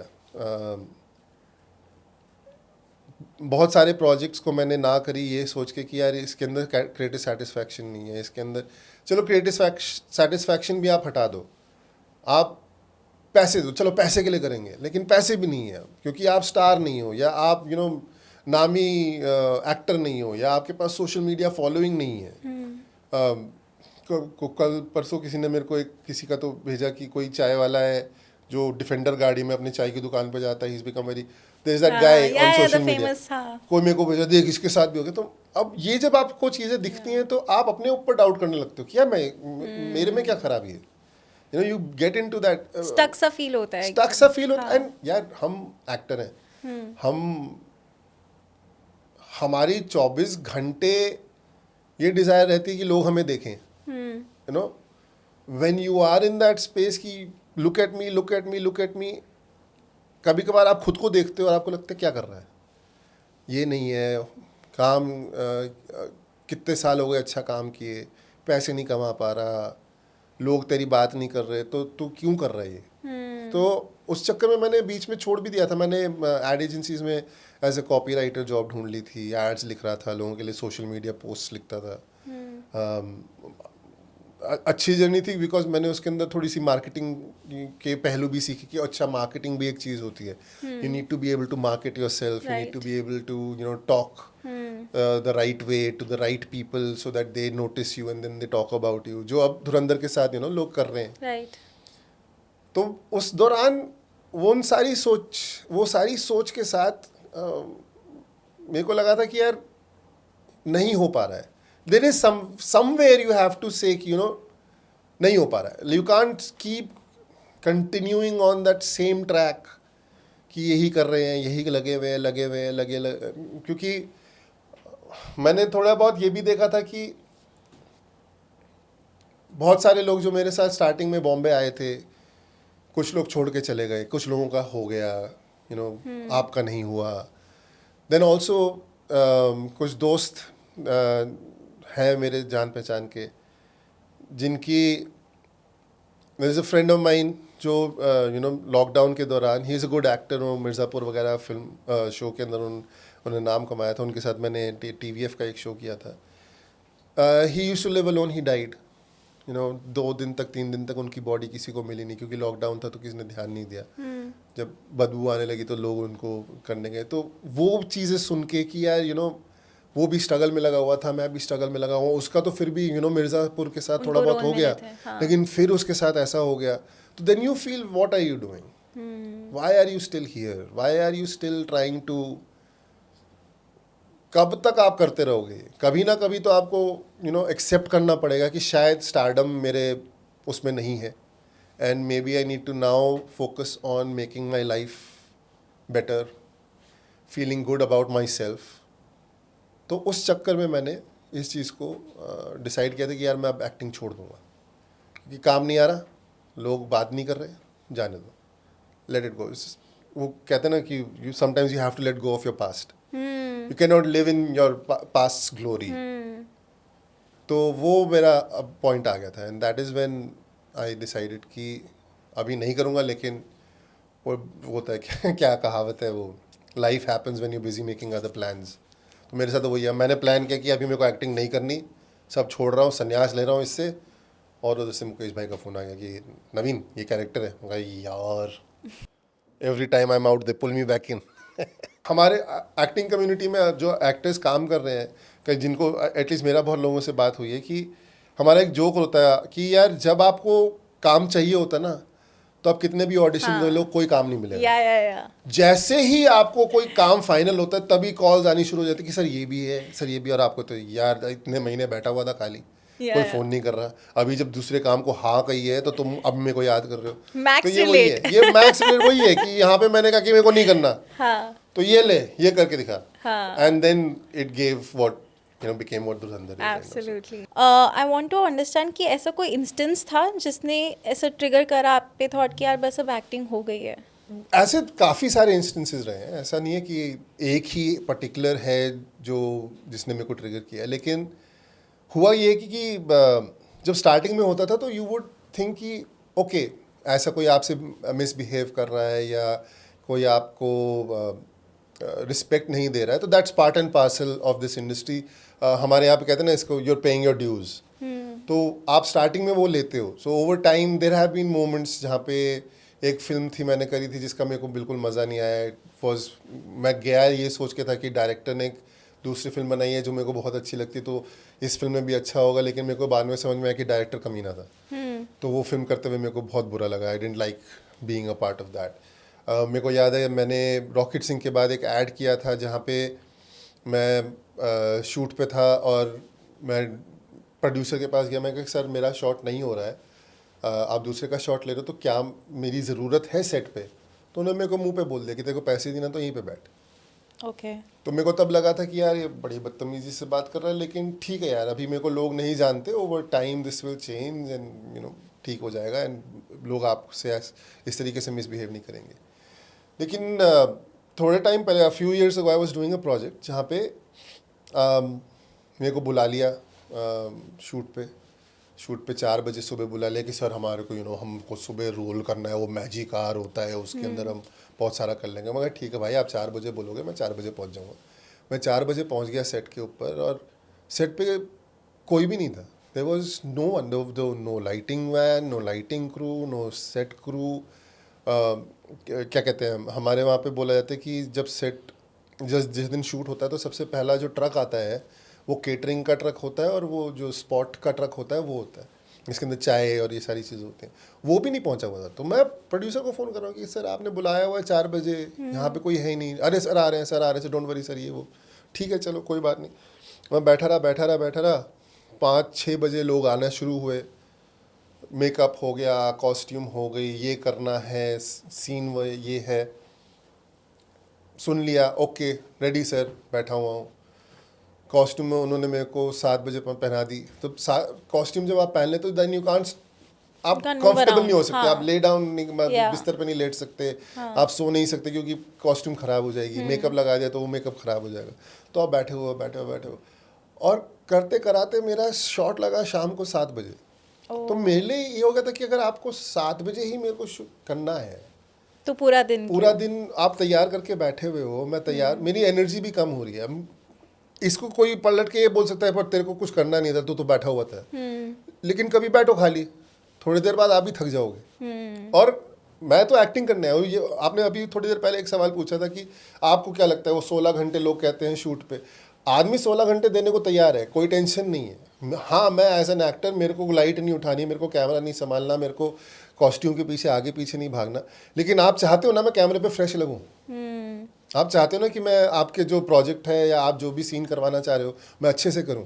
अगर मेरी एनर्जी कम होगी इस इंतज़ार में, क्योंकि एंटिसिपेशन तो होती है ना, एक अंदर ही अंदर एक डर होता है एक्टर का कि जो करूंगा अच्छा, चाहे कितने साल भी आप कर लो, आप कितने साल 2000 फिल्में कर लो, आप अगर आप एक अच्छे एक्टर हो, आप अपने क्राफ्ट में विश्वास रखते हो, तो जब आप कैमरे के सामने जा रहे होगे तो आपको एक अंदर नर्वसनेस होगी। वो नर्वसनेस आपकी आधी एनर्जी खा जाती है। उसको एक रिलीज चाहिए होता है, कैमरे के सामने जाके सीन करके अपना डायलॉग बोल के अपना इमोशन दिखा के आप वो नर्वसनेस को रिलीज़ करते हो। अब आप सुबह बिठाओगे और शाम तक शूट नहीं करोगे तो वो तो एनर्जी खाता जाएगा। तो मैंने उनसे जाके बोला कि यार ये नहीं करना चाहिए था आपको। आप मेरे को 4 बजे बुला रहे हो, शाम को 7 बजे शूट कर रहे हो। तो उस दिन फिर मेरे साथ वही बोला गया कि सर आपको तो पूरे दिन के पैसे दिए ना। तो मेरे को उस दिन वो स्ट्राइक हुआ कि यार मैं जब नया था, मेरे को साल भर हुआ था इस शहर में आए हुए, एक फिल्म करने के बाद जिसके अंदर मेरे काम को लोगों ने अप्रिशिएट किया था, तब मेरे को किसी ने बड़ी बदतमीजी से बोला था कि तेरे को पैसे दिए तो तू बैठ। मैंने तब उसको डिसमिस कर दिया था ये बोल के कि अभी लोग जानते नहीं हैं, अभी I am still paying my dues, तो मैं ये सुन लेता हूँ, कोई बात नहीं। 16 साल बाद नहीं, 16 नहीं, 13-14 साल बाद भी अगर कोई आपको ये बोल रहा है और आपकी टाइम की या आपकी एनर्जी की कदर नहीं कर रहा है, तो क्यों आप इस चीज़ के अंदर पड़े हुए हो? Why should I invest my dedication, my sincerity to someone who is not sincere with me? मतलब थप्पड़ ही है ना ये, कि आदमी कह रहा है आपको पूरे दिन का पैसा दिया तो बैठे रहे। तो वो मेरे लिए उस समय हुआ था कि इतने साल बाद भी ऐसे ही लोग बात कर रहे हैं, ऐसे ही लोग ट्रीट कर रहे हैं, तो ये कैसी इंडस्ट्री है यार? मतलब क्या है ये? कौन है ये लोग जिनके लिए मैं क्यों मार रहा हूँ, मैं क्यों रात को नहीं सो रहा, मैं क्यों अपने घर वालों को छोड़ के आ रहा हूँ कि मैं पूरा दिन यहाँ पे बैठा रहूँगा ये सोच के कि स्क्रीन पे देखेंगे। दिख लिए यार, जितना दिखना है कर ली 20 फिल्म में, 8 शोज़ कर लिए, 200 से ऊपर एड्स कर लिए, दिखना था जितना स्क्रीन पे दिख लिए। आगे देखते ज़िंदगी में क्या होता है। I mean I am not someone who has been afraid of changing careers, so why kill yourself for people who are disrespectful? Right. I don't want to do that anymore. I don't have respect for people who are disrespectful. So I think that was one of the reasons I was like, छोड़ते हैं, जाते हैं यार, बहुत हो गया, नहीं करना अब। तो जब हमने ऑफिस में बताया कि हम आपका इंटरव्यू कर रहे हैं आज, तो सबने एक यूनानिमसली एक चीज़ पूछी है हमसे कि प्लीज़ उनसे रॉकेट सिंह के बारे में ज़रूर पूछना। आई थिंक हम सबकी बहुत फेवरेट फिल्म है, आपकी परफॉर्मेंस उसमें बहुत ही अमेजिंग थी। तो हाउ डिड दैट हैपन? तो मेरे को आई थिंक जब मैं आया था बॉम्बे 2009 में, उस दौरान मैं अपने एक दोस्त के घर पे ठहरा हुआ था। राहुल करके नाम है उनका, बहुत अच्छे एक्टर हैं, one of the best people that I have met in my life. तो उन्होंने अपने घर पे मेरे को स्पेस देखी, अब ये आया है देख ले यहाँ पे रुक, एंड मैं उनके साथ ठहरा हुआ था। मगर थोड़े टाइम में ना, please help me find a place for my self, I don't have a lot of money, तो कोई जगह हो छोटी मोटी तो मैं वहाँ पे उसको किराए पे लेके रहना चाहूँगा। तो ठीक है, तू देख ले, पहले तो समझ ले शहर क्या है, उसके बाद जब भी तेरा मन करे, जब भी तेरे को लगे कि ओके अभी अपना रूम रेंट पे लेना है, तो मेरे को बता दियो, I help you out, I introduce you to brokers and all. या तो उस दौरान ही वॉज बीइंग, उनके ऑडिशंस चलते थे, वो तो मेरे से पहले आया हुआ था बॉम्बे, तो वो उसके ऑडिशंस चल रहे थे। एंड एक दिन उसने मेरे को बोला कि यार नवीन क्या कर रहा है? मैं कहा मैं खाली बैठा हूँ, क्या कर रहा हूँ? तो कहा सुन, मैं तेरे को ब्रोकर से मिलना था। मैंने कहा हाँ ब्रोकर से मिलना था, तो एक काम कर मेरे साथ चल, मैं यहाँ पे जा रहा हूँ, यशराज के ऑफिस जा रहा हूँ, मेरे को एक ऑडिशन के लिए बुलाया है, तो तू साथ चल ले, कल को तेरे को कभी ऑडिशन देना हो या अपना इंट्रोडक्शन वहाँ पे करवाना हो तो तेरे को ऑफिस भी पता चल जाएगा कहाँ है, और उसके बाद वापसी में एक दो ब्रोकर से मैंने बात करी है, उनसे मिल लेंगे, वो तेरे को घर दिखा देंगे, तो अपना बात कर लेना। मैं कहा ठीक है भाई, सही है, इससे अच्छी क्या हो सकता है। तो चलते हैं, हम चले गए। वो तो अपना प्रॉपरली ऑडिशन के लिए तैयार होके गया था, मैं ऐसा टी शर्ट और शॉर्ट्स और चप्पल वगैरह पहन के चला गया कि यार ठीक है, मेरे को अंदर थोड़ी ना जाना, मैं तो बाहर से देख लूँगा, चले जाना, अपना ऑडिशन दे देना, मैं बाहर ही बैठा रहूँगा, वेट कर लूँगा। तो हम वहाँ पहुँचे, यहाँ पे जुहू के अंदर उनका ऑफिस होता है कास्टिंग का, तो वो अंदर चला गया, मैं बाहर था, बाहर वेट कर रहा था। मेरे को लगा कितनी देर लगी ऑडिशन में, मतलब आधा घंटा, काफ़ी देर हो गई, वो नहीं आया बाहर। मैं कहा यार बाहर खड़े खड़े गर्मी लगने शुरू हो गई, तो मैं कहा यार सही नहीं लग रहा, मैं ठीक है अंदर जाके बैठ जाता हूँ, उनके रिसेप्शन में बैठ जाऊँगा, कौन सा मैंने अंदर जाके कास्टिंग डायरेक्टर से मिलना है, रिसेप्शन में बैठ जाऊँगा, थोड़ी एसी वेसी चल रहा है, थोड़ी एसी की हवा खा लेंगे।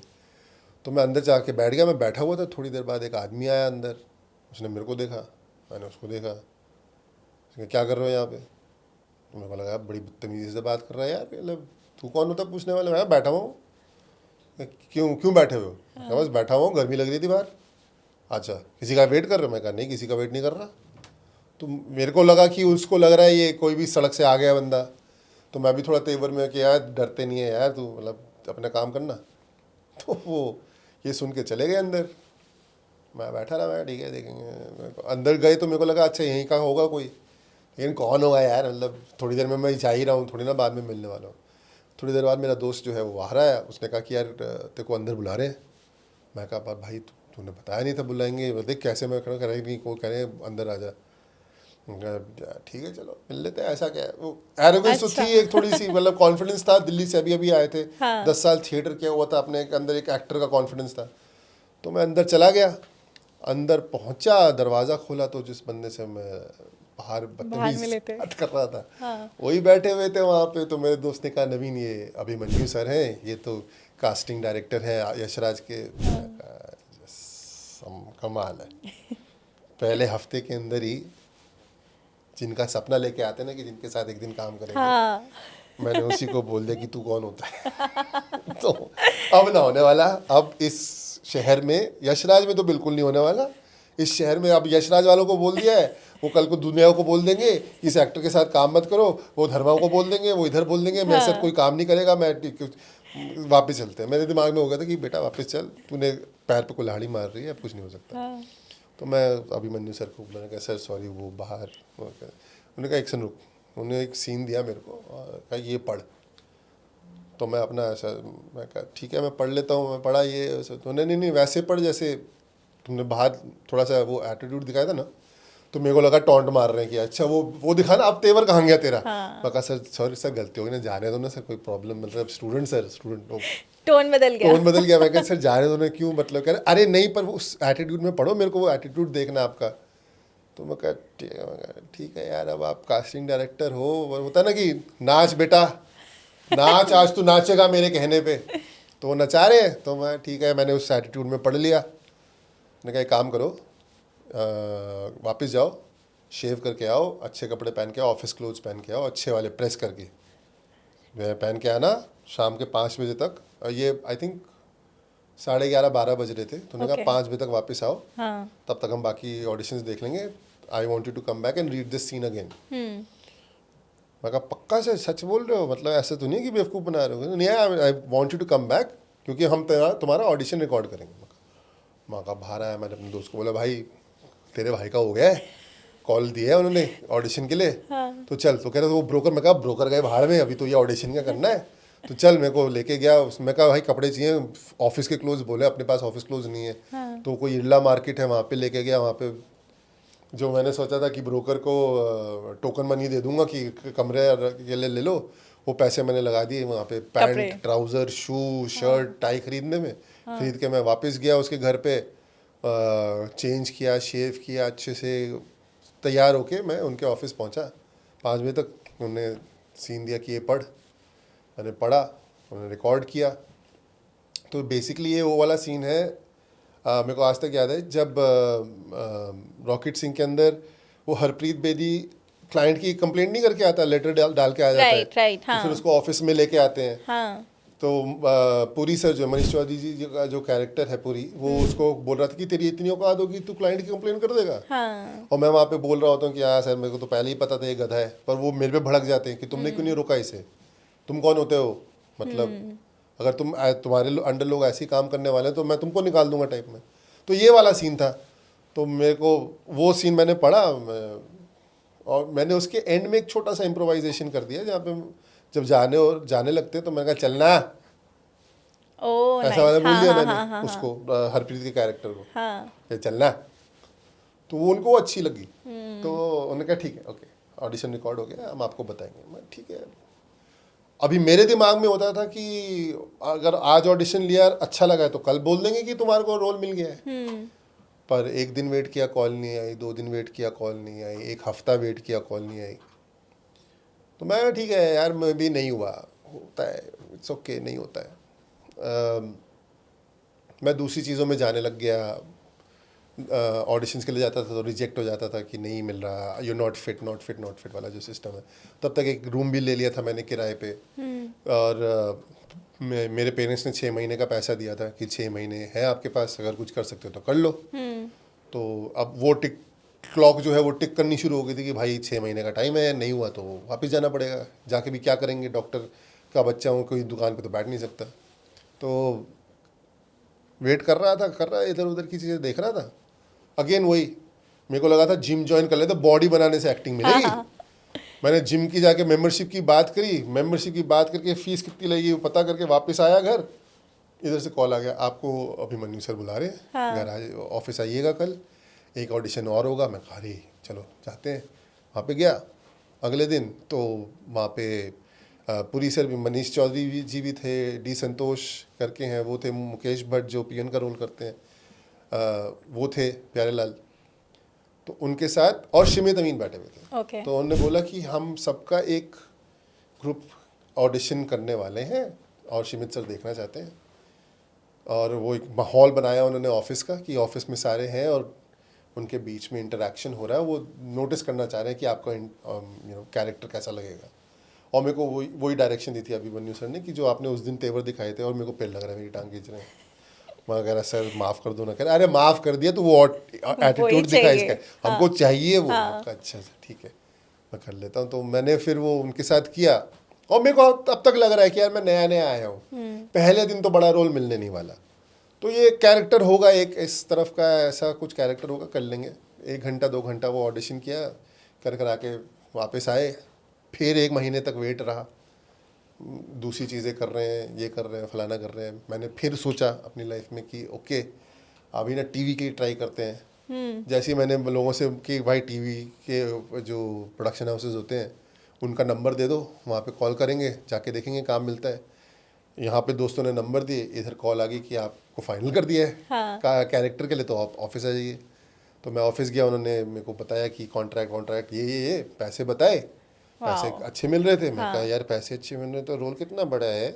अच्छा, तब तक आपको नहीं पता था कि क्या रोल है? उन्होंने Okay. बताया नहीं था। तो हाँ. उस दिन जब वो उन्होंने कॉन्ट्रैक्ट मेरे को बताया, तब उन्होंने बताया कि ये रोल ये है, हाँ. इतने दिन की शूट है, इतना बड़ा कैरेक्टर है, और मैं सुने जा रहा हूँ मैं कहा अच्छा ओ ओके ओके।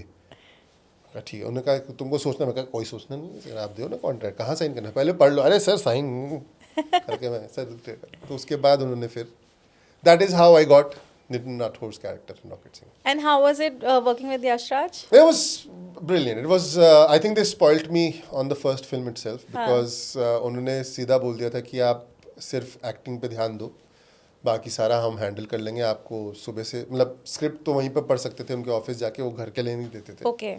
तो कहते कि आप सुबह आ जाइए, शाम को जाइए, आपकी सुबह से शाम तक का जो भी है, आपको अगर खाना खाना है तो हमारा कैंटीन में रेडी है, हमारा रेस्टोरेंट है, डाइनिंग हॉल है, वहाँ पे आप खा सकते हैं। आपको कॉफ़ी चाहिए आप कॉफ़ी पीजिए, आपको चिल करना है आप यहीं पे ही चिल करिए। रोज़ आपकी मीटिंग होगी शिमित जी के साथ, आपकी रोज़ मीटिंग होगी जयदीप के साथ।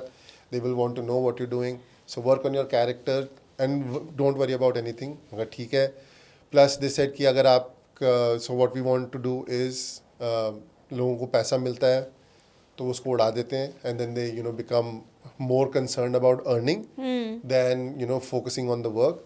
तो let us divide your payments into a salary. Okay, nice. तो उन्होंने मेरा जो पेमेंट हो रही थी, उन्होंने मेरे को 8 से 10 महीने तक की उसकी सैलरी डिवाइड कर दी थी। Okay. तो हर महीने मेरे को एक चेक आ जाता कि ये, so that way they also made sure कि I don't blow up all the money that I am getting for the work. I sustain myself nicely over time. So yeah, they took real good care of, and मेरे को याद है आज भी कि एक point पे यशराज स्टूडियोज़ के अंदर एक तो उनका स्टूडियो है और एक उनका एडमिन बिल्डिंग है जहाँ पे सारे बैठते हैं। तो हम स्टूडियो के बाहर खड़े हुए थे, और उस दिन आई थिंक कुछ तो किसी चीज़ का तो प्रोमो हो रहा था, तो बहुत सारे स्टार्स आए हुए थे। तो वो स्टूडियोज़ के बाहर स्टेप्स हैं, तो हम स्टेप्स पे खड़े हुए थे, कुछ बात कर रहे थे। तो मैं इधर देखा कि शाहरुख खान भी खड़े हुए हैं, मैंने इधर देखा कि इधर से सैफ अली खान आ गए, उधर देखा कि वहाँ पे प्रियंका चोपड़ा जा रही हैं। माँ का भाई ये तो ऐसा लगा कॉलेज कैंपस है स्टार्स का, हम कहाँ आ गए हैं। मैं एक और एक्टर खड़े थे, संतोष जो गिरी का कैरेक्टर करते हैं। मैं उनको बोला कि यार ये तो अजीब सा ही लग रहा है, ऐसा लगा स्टार्स का कॉलेज कैंपस है, हम उसके अंदर दो कौन आ गए। कह रहे हाँ भाई ऐसा लग रहा है यार ये तो, and it really felt like you could ऐसे रीच आउट करके ना, हेलो शाहरुख, ऐसे आप कर सकते हो। सो that was the most surreal moment of my life कि आप इधर उधर देखो तो सारे ही खड़े हैं, हाँ. जिनको आप मतलब नॉर्मली मिल नहीं सकते या उनके पास भी नहीं आ सकते, वो वहीं पे बैठे हुए हैं आपके साथ। तो दैट वाज लाइक ये नवीन तू कहाँ आ गया है। And how was it working with Ranveer? It was a lot of fun. He was fantastic on set. He was very humble. आप दोनों की केमिस्ट्री बहुत अच्छी थी, मतलब आपने कुछ ऐसे पर्सनली वर्कशॉप्स की थी पहले? नहीं, हमारी इस फिल्म को लेके before we even started shooting we had been rehearsing the whole script almost every day for 2 months. Okay. So 3 महीने पहले ही उन्होंने हमको हायर कर लिया था। एक महीना उन्होंने हमको बोला कि आप अपने कैरेक्टर पे काम करो, उसके अंदर आपकी डिस्कशंस होंगी शिमित जी के साथ और जयदीप के साथ। फिर सेकंड मंथ में the entire ensemble cast was working together, उसके अंदर आई थिंक गौहर भी आ गई थी तब तक। तो सब हम आपस में इंटरेक्ट करते थे, and then the last month was us with Ranbir Kapoor. And because of the rehearsal we were able to do those things कि ओके इस सीन के अंदर कौन अगेन वही जो मैं आपको कह रहा था कि हमने फिल्मों में हम क्या देखते कि अगर स्टार है तो हर स्टार का status in every scene is higher than everyone, चाहे कोई भी आ जाए। यहाँ पे we were able to work those things out कि यार यहाँ पे आप हरप्रीत बेदी हो, आप फिल्म के मेन कैरेक्टर हो, स्टोरी के मेन कैरेक्टर हो, लेकिन इस सिचुएशन में ये सीन आपका नहीं है। इस सीन में आप पीछे ही खड़े हो, इस सीन के अंदर पुरी सर डोमिनेट करेंगे, या इस सीन के अंदर नितिन डोमिनेट करेगा, या इस सीन के अंदर गिरी कुछ करेगा। तो वो सारी जो चीजें थी we were able to work out without the apprehension of oh we are working with a star, and he also understood that. For him to humbly understand that, be open to that. अगर वो ego लेके आते तो हो सकता था कि वो कल को बोल देते कि अरे मैं ये सीन में ऐसा नहीं करूँगा, पर उन्होंने कभी नहीं किया। बहुत सारे सीन्स अगर आप रॉकेट सिंह देखें, बहुत सारे सीन्स हैं वो पीछे ही खड़े हुए हैं। हाँ, उनका हाँ, रोल बीच ही में उनकी वही तरफ है। हाँ। कैमरा जाता बिकॉज कहानी उनकी है, उनका क्या He's reaction, observing, he is observing, like Hamza. But he is not Yeah. Able to, you know, he is not able to contribute to it because हाँ। हिज वो स्पेस उसके कैरेक्टर का है ही नहीं। True. वो नहीं बोल सकता पूरी सर को कि अरे तू अपनी नौकरी रख ले, मैं अपना कर। हाँ, हीरो उसको- मोमेंट नहीं है। हाँ, हीरो मोमेंट कर ही नहीं सकता, पूरी हाँ। उसकी लगा रहा है, उसको ह्यूमिलिएट कर रहा है, वो ले रहा है हाँ, क्योंकि वो कैरेक्टर वैसा है। राइट। तो that was very like, again कह रहा हूँ, स्पॉइल हो जाते हो आप हाँ। कि अरे सारे स्टार्स ऐसे काम करें, हर स्टार ऐसा काम नहीं करता। 16 साल लगे एक स्टार के साथ काम किया जिसने ऐसे किया, फिर 16 साल बाद 16 साल बाद दूसरे स्टार के साथ काम किया जो जानता है यार मेरे कैरेक्टर का स्पेस ही है। It's Right. Very difficult to find those people. आपका एक बहुत स्ट्रॉन्ग थिएटर बैकग्राउंड भी रहा है, तो बीइंग इन दिल्ली कैसे लगा कि एक्टर बनना है, and then how did you start that journey? School के बोर्ड एग्जाम्स किए थे मैंने 12th के, और उसके बाद एंट्रेंस एग्जाम्स जो होते हैं मेडिकल कॉलेज के और इंजीनियरिंग कॉलेज के, वो सारे कर दिए थे। रिजल्ट का टाइम था, हाँ। तो उसमें मेरे एक दोस्त ने बोला कि एक वर्कशॉप हो रही है उस आदमी की जिसने शाहरुख खान को एक्टिंग सिखाई थी। मैं कह रही शाहरुख खान को एक्टिंग चाहिए, चलो चलते हैं। तो मैं गया उनके पास वर्कशॉप में, 1 महीने की वर्कशॉप थी, वर्कशॉप करी। वर्कशॉप के बाद he was doing a play on Manto, तो मैंने उनके बोला कि सर मेरे को प्ले भी करना है।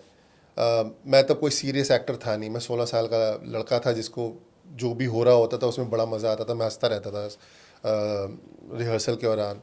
बाकी एक्टर बड़े मेरे को डांटते थे कि अरे तू सीरियस नहीं है, सीरियस। वहाँ पे बैरी सर कहते कि he is young, he is innocent, he has not been tainted by the seriousness nice. Of theatre, हाँ। इसको करने दो। हाँ। तो मैंने किया और मेरे को अच्छा लगा। तो हम भी जब गए थे उनके पास वर्कशॉप के बाद, 16 साल के होंगे, सर अब तो कर लिया आपके साथ वर्कशॉप, अब तो शाहरुख खान बन जाएंगे, क्या नहीं बन पाएंगे, आप बता दीजिए कि अगर उसका कोई और कोर्स है तो बता दीजिए, हम शाहरुख खान बनने के लिए दूसरा कोर्स कर लेंगे। तो वो बताते थे कि शाहरुख खान बनना इसलिए पॉसिबल था क्योंकि वो हर चीज़ जो होती, जब वो उनके साथ थिएटर करते थे बैरी सर के साथ, तो हर चीज़ में इन्वॉल्व रहते थे। वो सेट पे क्या हो रहा है, सेट कैसे बन रहा है, ऑडिटोरियम में क्या चल रहा है, कॉस्ट्यूम क्या हो रही है, बाकी एक्टर्स के अपने लाइंस जानते हैं नहीं जानते हैं, वो सब चीज़ें यू नो में इन्वॉल्व रहता था, सब चीज़ों को मैनेज करने की कोशिश करता था। He used to make sure that like अगर उनका ही प्ले है, अगर वो प्ले के अंदर काम कर रहे हैं, तो he would make sure that the house was full. तो जा के लोगों को टिकट बेचा करते थे। वहाँ पे जितने भी मंडी हाउस एरिया है दिल्ली का, वहाँ पे जब प्लेस होते थे तो वहाँ पे आसपास की दुकानों में जाके नेशनल स्कूल ऑफ ड्रामा वहाँ पे है, वहाँ के स्टूडेंट्स को जाके, वहाँ पे त्रिवेणी कला संग्राम है, वहाँ के म्यूज़िक और डांस के स्टूडेंट्स को जाके अपने टिकट दिया करते थे। हर दुकानदार के वहाँ पे दुकान में जाके टिकट छोड़ देते थे कि प्लीज़ लोगों को बोलना मेरे प्ले देखने आए। तो he was very actively involved in making sure that people got to see his hard work, the work that he has done. Even if he wasn't the best of actors at that time, there might be other actors who are better than him. He didn't mind. He would put in that kind of effort. So that was our inspiration back in the day. Okay, this is what we need to do to become Shah Rukh Khan. And you were part of one of the very famous theatre groups, Act One. तो उसके बारे में कुछ बताओ। So Act One एक theatre group था दिल्ली में, जिसको कुछ लोगों ने स्टार्ट किया था। उसके अंदर मनोज वाजपेयी जी थे, आशीष विद्यार्थी जी थे, Piyush Mishra, and the director that I work with, N K Sharma. Okay. उन्होंने शुरू किया था, उन्होंने प्लेज करने शुरू किए थे। कुछ लोग उस समय NSD से थे, NSD से ग्रेजुएट हो गए थे, तो they wanted to do meaningful work. तो उन्होंने तब शुरू किया था 90s में। मैंने एक्ट वन ज्वाइन किया था 2002 में। एन के सर के पास गया, मैंने कहा सर आपके साथ एक्टिंग करनी है, क्योंकि मेरे को तब बताया गया था कि ये ना तोड़ ताड़ के आपको एक्टर बना देते हैं। कैसे तोड़ ताड़? तोड़ ताड़ के मतलब, so instead of just making you do plays, he challenges your comfort, Okay. He challenges you to do more than who you are. Because उनको अगर आप वो पूछते हैं, जो भी आता है ना उनके पास, उनसे वो पूछते थे तेरे को एक्टर बनना है या स्टार बनना है। अगर आप बोल दो एक्टर बनना है तो कहेंगे दूसरे थिएटर ग्रुप है वहाँ चले जाओ। अगर आप बोलते हो कि स्टार बनना है तो कहते इतनी आसानी से स्टार नहीं बनता कोई आदमी। तो कहते फिर बहुत मेहनत लगेगी। और जी मेहनत तो लगेगी, तो तुम जो हो उसको तोड़ना पड़ेगा, क्यों तुमको दूसरा इंसान बनना पड़ेगा। तो वो पूरा आपको चैलेंज करते, फिजिकली आपको चैलेंज करते, इमोशनली आपको चैलेंज करते थे। रोज़ हम रिहर्सल पे जाते थे, उसके अंदर हमारे को वो एक्सरसाइजेस कराते थे, vocal exercises, speech exercises. He would just make us do things as an experiment also, कि I am putting this as an actor, आपको क्या करना है इसके अंदर। जब मैं उनके पास गया तो मेरे को लोगों ने बताया था कि यार he is very tough, he is very tough to work with, because he does not accept bullshit. तो I thought that is the right place to go for someone like me, because I never had those dreams. होता है कि जिनको बचपन से star बनना होता तो वो रहते ही वैसे हैं, हाँ, कि वैसे ही कपड़े पहनेंगे, उनका तो बिहेवियर वैसा हो जाता है, Yeah. चाहे वो फ्रॉड हो चाहे वो फेक हो, तो वो रहते वैसे हैं। हाँ, मेरे में वो कोई हाव भाव थे नहीं, तो मैं उनके पास यही कहता कि सर मेरे को जो मैं हूँ मेरे को उससे बढ़िया बनना है। हाँ, तो उनके ग्रुप के अंदर स्वानंद किरकिरे जी भी थे, पीयूष मिश्रा जैसे मैंने बताया उनके साथ फाउंडिंग मेंबर थे। तो वो बताते कि जब ये लोग राइटिंग करते थे, क्योंकि they are known for the writing that they do, they would write 60 pages a day. Okay, और ये तब का ज़माना नहीं जब लैपटॉप पे आपने बैठा हाथ से लिख रहे थे। चैट जीपीटी भी नहीं कर सकते थे, आप हाथ से 60 पेज लिख के आ रहे हो। हाँ। और वो रिहर्सल में आते थे, रिहर्स होता था, पता चलता था सीन नहीं काम करा तो 60 पेज डिसमिस, अगले दिन फिर 60 पेज लिख के आओ।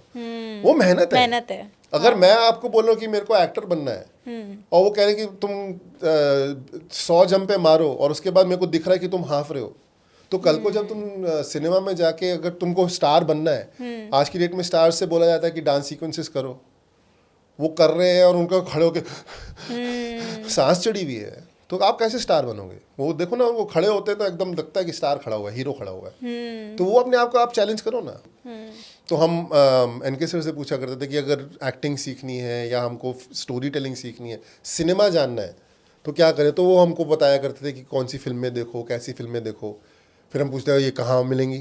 आज की डेट में तो आपको टीवी ऑन करो, गूगल सर्च मारो, मिल जाएगा। लेकिन तब हमारे को ढूंढनी पड़ती थी जाके। तो वहाँ पे दिल्ली में पालिका बाज़ार करके जगह है, तो वो किसी ने मेरे को बताया था कि अगर फॉरेन फिल्म ढूंढनी है ना तो पालिका बाज़ार जा। पालिका बाज़ार में गया, किसी ने ये नहीं बताया था कि वहाँ पे फॉरेन फिल्म के नाम पे पॉर्न फिल्म मिलती है। तो 2-3 दुकानें हुआ करती थी उस ज़माने में, उसमें से भी एक के पास वर्ल्ड सिनेमा आपको सो कॉल्ड मिल जाता था। हाँ। फ्रेंच सिनेमा हो या स्पेनिश हो या ब्राज़ीलियन हो या क्या कहते हैं रशियन सिनेमा हो, तो हम जाके वहाँ पे ढूंढा करते थे।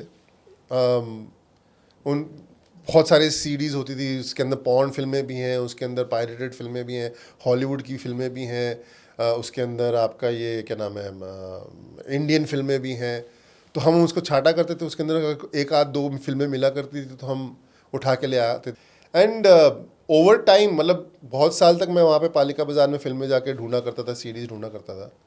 तो वो जो दुकानदार था उसको भी थोड़े टाइम बाद किया, तुम यहाँ पे तो आमतौर पे लोग पॉर्न फिल्म लेने आते हैं, तुम वो लेके नहीं जाते, तुम ये लेके चले जाते हो। बीच बीच में ऐसा भी हुआ कि फॉरेन फिल्म के नाम पे हम पॉर्न फिल्म ले गए, क्योंकि इसका कवर बड़ा आर्टिस्टिक था। हमें लगा ये नाम तो समझ नहीं आ रहा, ये इंटरेस्टिंग होगी, घर ये पता है ये तो पॉर्न फिल्म है, वापस भेज दी उसको। तो वो उस बंदे की भी थोड़ी सी ट्रेनिंग होगी, तो वो भी अपने दिमाग में रखने लगा कि ऐसा कुछ नाम आएगा ना, ऐसी कोई पोस्टर वाली फिल्म का सीडी आएगा तो मैं रख लूँगा, शायद ये लेने आएंगे। तो भी हमसे पूछना ये मंगाई है, ये ठीक है, मैं दिखा लग रहा है कुछ, मैं बताता हूँ तेरे को, जाके तो देखते। उसने भी वर्ल्ड सिनेमा देख तो लिया उसके चक्कर, मेरा मानना है इस चक्कर में उसको भी वर्ल्ड सिनेमा की थोड़ी सी नॉलेज वो, मतलब वो भी पूछता ये फिल्म बड़ी स्लो है भैया, मतलब समझ नहीं आ रही। मैं कहा हाँ, मेरे को भी नहीं समझ में आई, पर है कुछ, किसी ने बनाई है कुछ कहानी। तो ये डिस्कशन करना, मतलब इनके सर ने एक बड़ी सही बात बोली थी कि अगर आप फिल्म मेकिंग में हो ना, तो आपको बिल्कुल हक नहीं है ये बोलना कि जब आपसे कोई पूछे ना फिल्म कैसी थी, हाँ अच्छी थी, मज़ा आया, आपको हक नहीं है ये बोलने का। आपको बताना पड़ेगा अच्छी क्यों थी, आपको बताना पड़ेगा मज़ा क्यों आया। और आप ये भी नहीं बोल सकते यार पता नहीं क्या फिल्म है, समझ नहीं आया, बड़ी स्लो है यार, बोरिंग थी, क्यों थी। आप फिल्म मेकिंग में हो ना, आप एक्टर हो ना, आप जवाब दो ना इस बात का कि यार ये स्लो थी, स्लो क्यों थी, क्यों है ये स्लो फिल्म। ऐसे मत बोलो कि स्लो है, क्या रीज़न से वो स्लो है, क्यों डायरेक्टर ने उसको, कोई जानबूझ के तो स्लो फिल्म बनाता नहीं है ये सोच के कि भाई लोग देख के बोलें कि स्लो फिल्म है, उनका रीज़न होगा उन्होंने इस, तो आपको वो बोलना आना चाहिए, आपको वो समझना आना चाहिए। पालिका बाज़ार वाले बंदे के साथ यही होता था कि चलो अब मेरे को समझाना, ये कह रहे हैं स्लो फिल्म है, अच्छी नहीं है, तो क्यों ये मैं सही इसका है? कितना मैं इसका नज़रिया बदल सकता हूँ? क्या मैं इसको समझा सकता हूँ कि ये फिल्म अच्छी है, वाकई तेरे को लग रही है स्लो है, तेरे को मज़ा नहीं आया, लेकिन एक बार फिर जाके देख।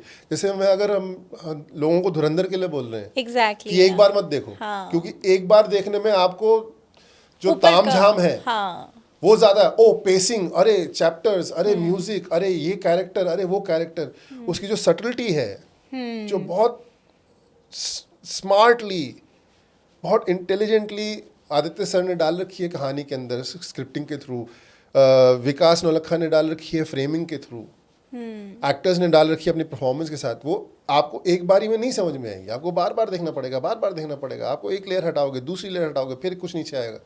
तो you have to be able to understand that and be able to convince and talk to people about it. Last question, and then we'll move to our rapid fire segment. If your life was a film, what will you name it? What will be the title of that film? You're not ready for this. I know. I think I would call it no, you're not ready for this, because जैसे मैंने बोला, जब भी मैं किसी और चीज़ के लिए रेडी होता हूँ कुछ और हो जाता है। yeah, तो makes sense. that has been the story of my life.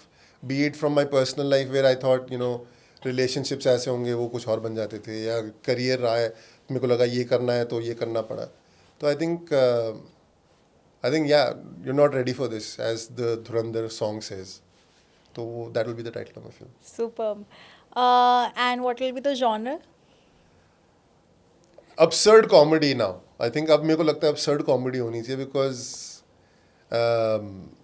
or maybe dark comedy. You know, like I got the biggest, I got my first break because I was rude to someone. I got Dhurandhar when I was ready to quit the movies. I've had personal ups and downs in this city of Mumbai, to some very dark places, and to, you know, a very loving relationship now, when I least expected it, you know. So I think a dark comedy would be nice to have the genre of my movie. On that note, we are on our last segment. हाँ जी। इस segment का नाम है और बताओ। हम थके नहीं है आपसे जान के चीज़ें, तो और बताओ हमें। रैपिड फायर है, थोड़ा सा फास्ट है, but you can take like 20-30 seconds for each answer. Okay, start. Okay, first question, industry का सबसे ओवररेटेड एडवाइस जो हर स्ट्रगलर को मिलता है।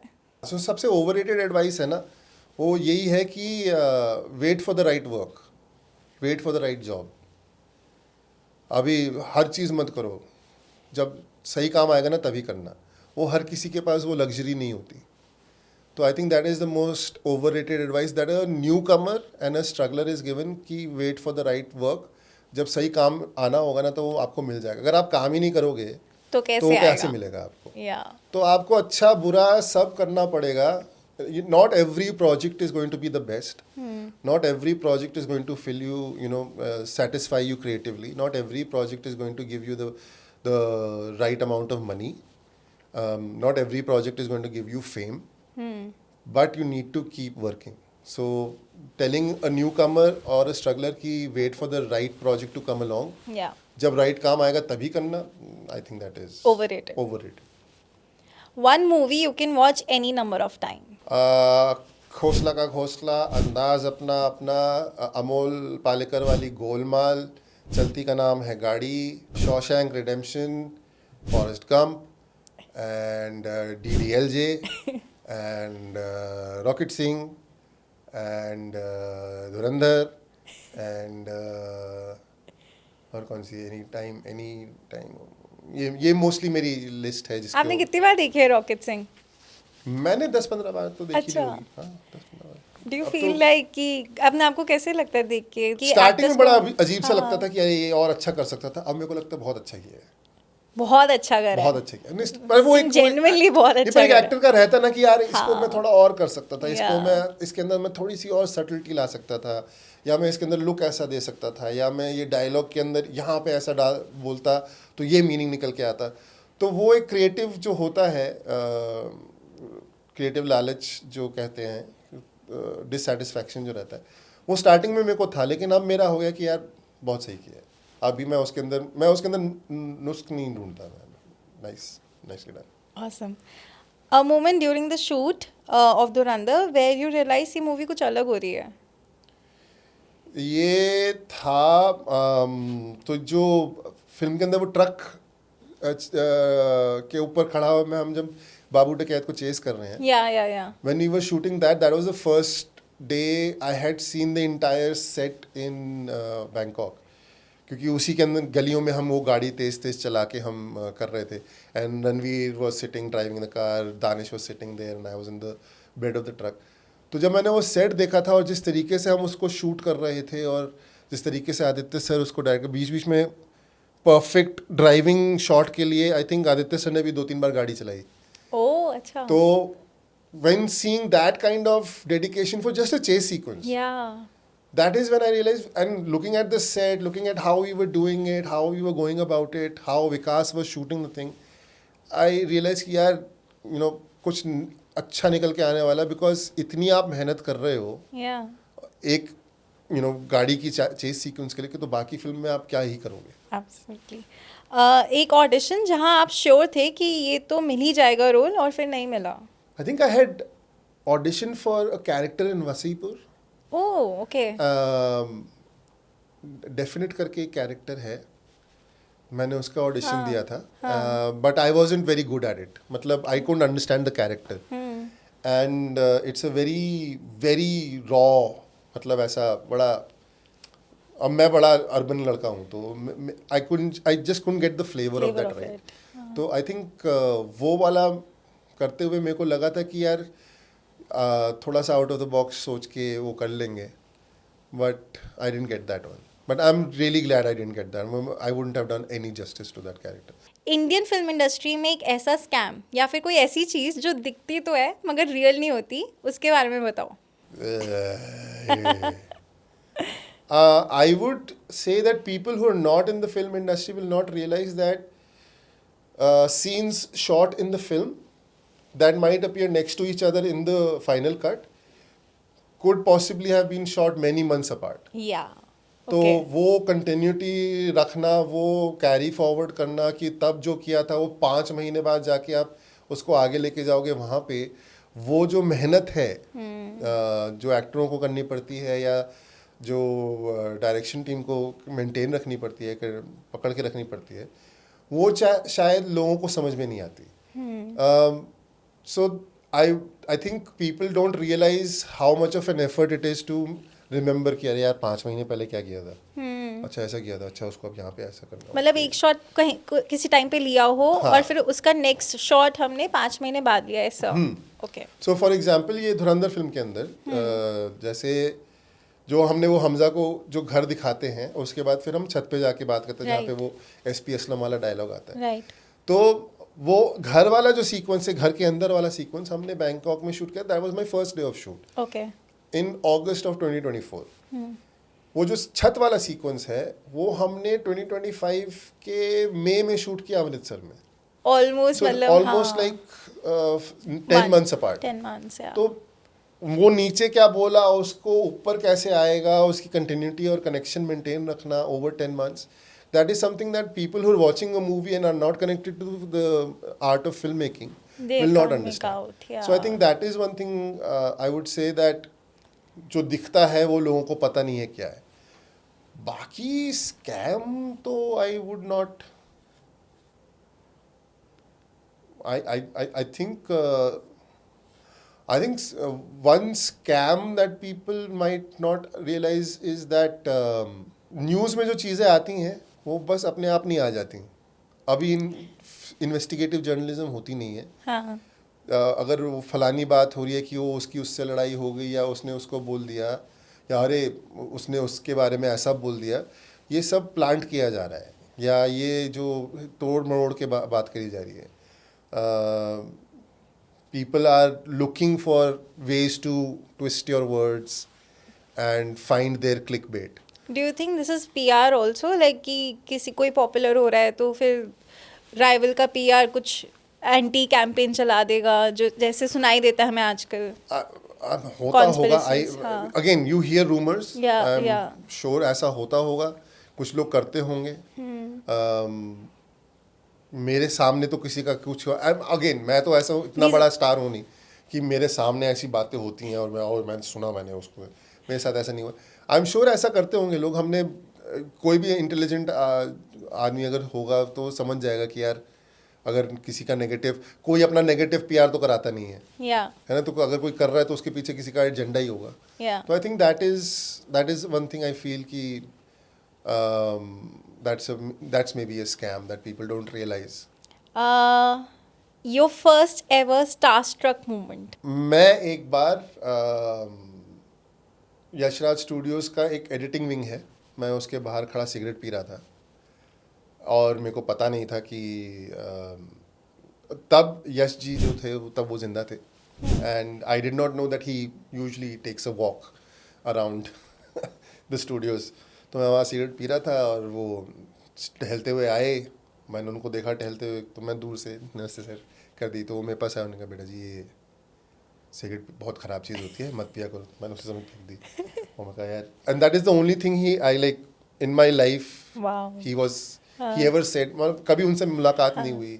उन्होंने कभी रॉकेट सिंह को लेके हम वो आदि सर देखते थे, लेकिन that was the one thing he came and said to me and went. So for that one moment I was starstruck. मैं कहा यार पता है मेरे को टोक के गए. तो मैं लोगों को बोलता था मेरे को यश चोपड़ा ने टोका है, मुझे उन्होंने बोला है सिगरेट नहीं पीनी चाहिए. आओ दूसरी सिगरेट जलाते हैं.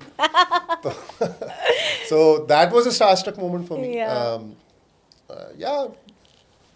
I'm yet to meet Amit ji. I'm yet to meet Shah Rukh Khan. I'm yet to meet Amir Khan. I have not worked with them. I hope to work with them. I am fearful of working with them because they are the people जिनको देख के मैं इस industry में आया हूँ. तो मेरे को डर ये लगता है कि कल को वो आगे तो मैं एक्टिंग शायद भूल जाऊँगा, मैं नहीं कर पाऊँगा उनके सामने, क्योंकि उनको लगेगा कि अरे, क्योंकि थोड़ी झलक होती है ना. आप जिस एक्टर आपको अच्छा लगता है, you sometimes have a reflection of them in your performance. तो अगर उनको दिख गया तो उनको लगेगा अच्छा नकल उतार रहा है. तो ऐसा ना हो जाए. तो I think those are people I will probably be starstruck with. No, we really hope that you get to work with all of them and do amazing projects and amaze us with your amazing performance. But before we let you go, if you can tell our audience in Donga style that they should keep subscribing to our channel and keep watching Scene Kya Hai. बहुत साल पहले ना एक podcast पे एक actor ने आके बहुत सारी अच्छी बातें करी. यूट्यूब पे जाके जब वो निकल के आया तो उसको बोला गया डोंगा का पॉडकास्ट. तो जब आप ये पॉडकास्ट देखो तो लाइक करना, कमेंट करना, सब्सक्राइब करना, वरना डोंगा आ जाएगा. Awesome. Thank you so much, Naveen. Thank you so much. Thank you. Thank you so much for watching this episode. I really enjoyed myself and I'm sure कि आपको भी मज़ा आया होगा. Keep tuning into Scene Kya Hai. There is plenty more stories from Indian cinema coming your way.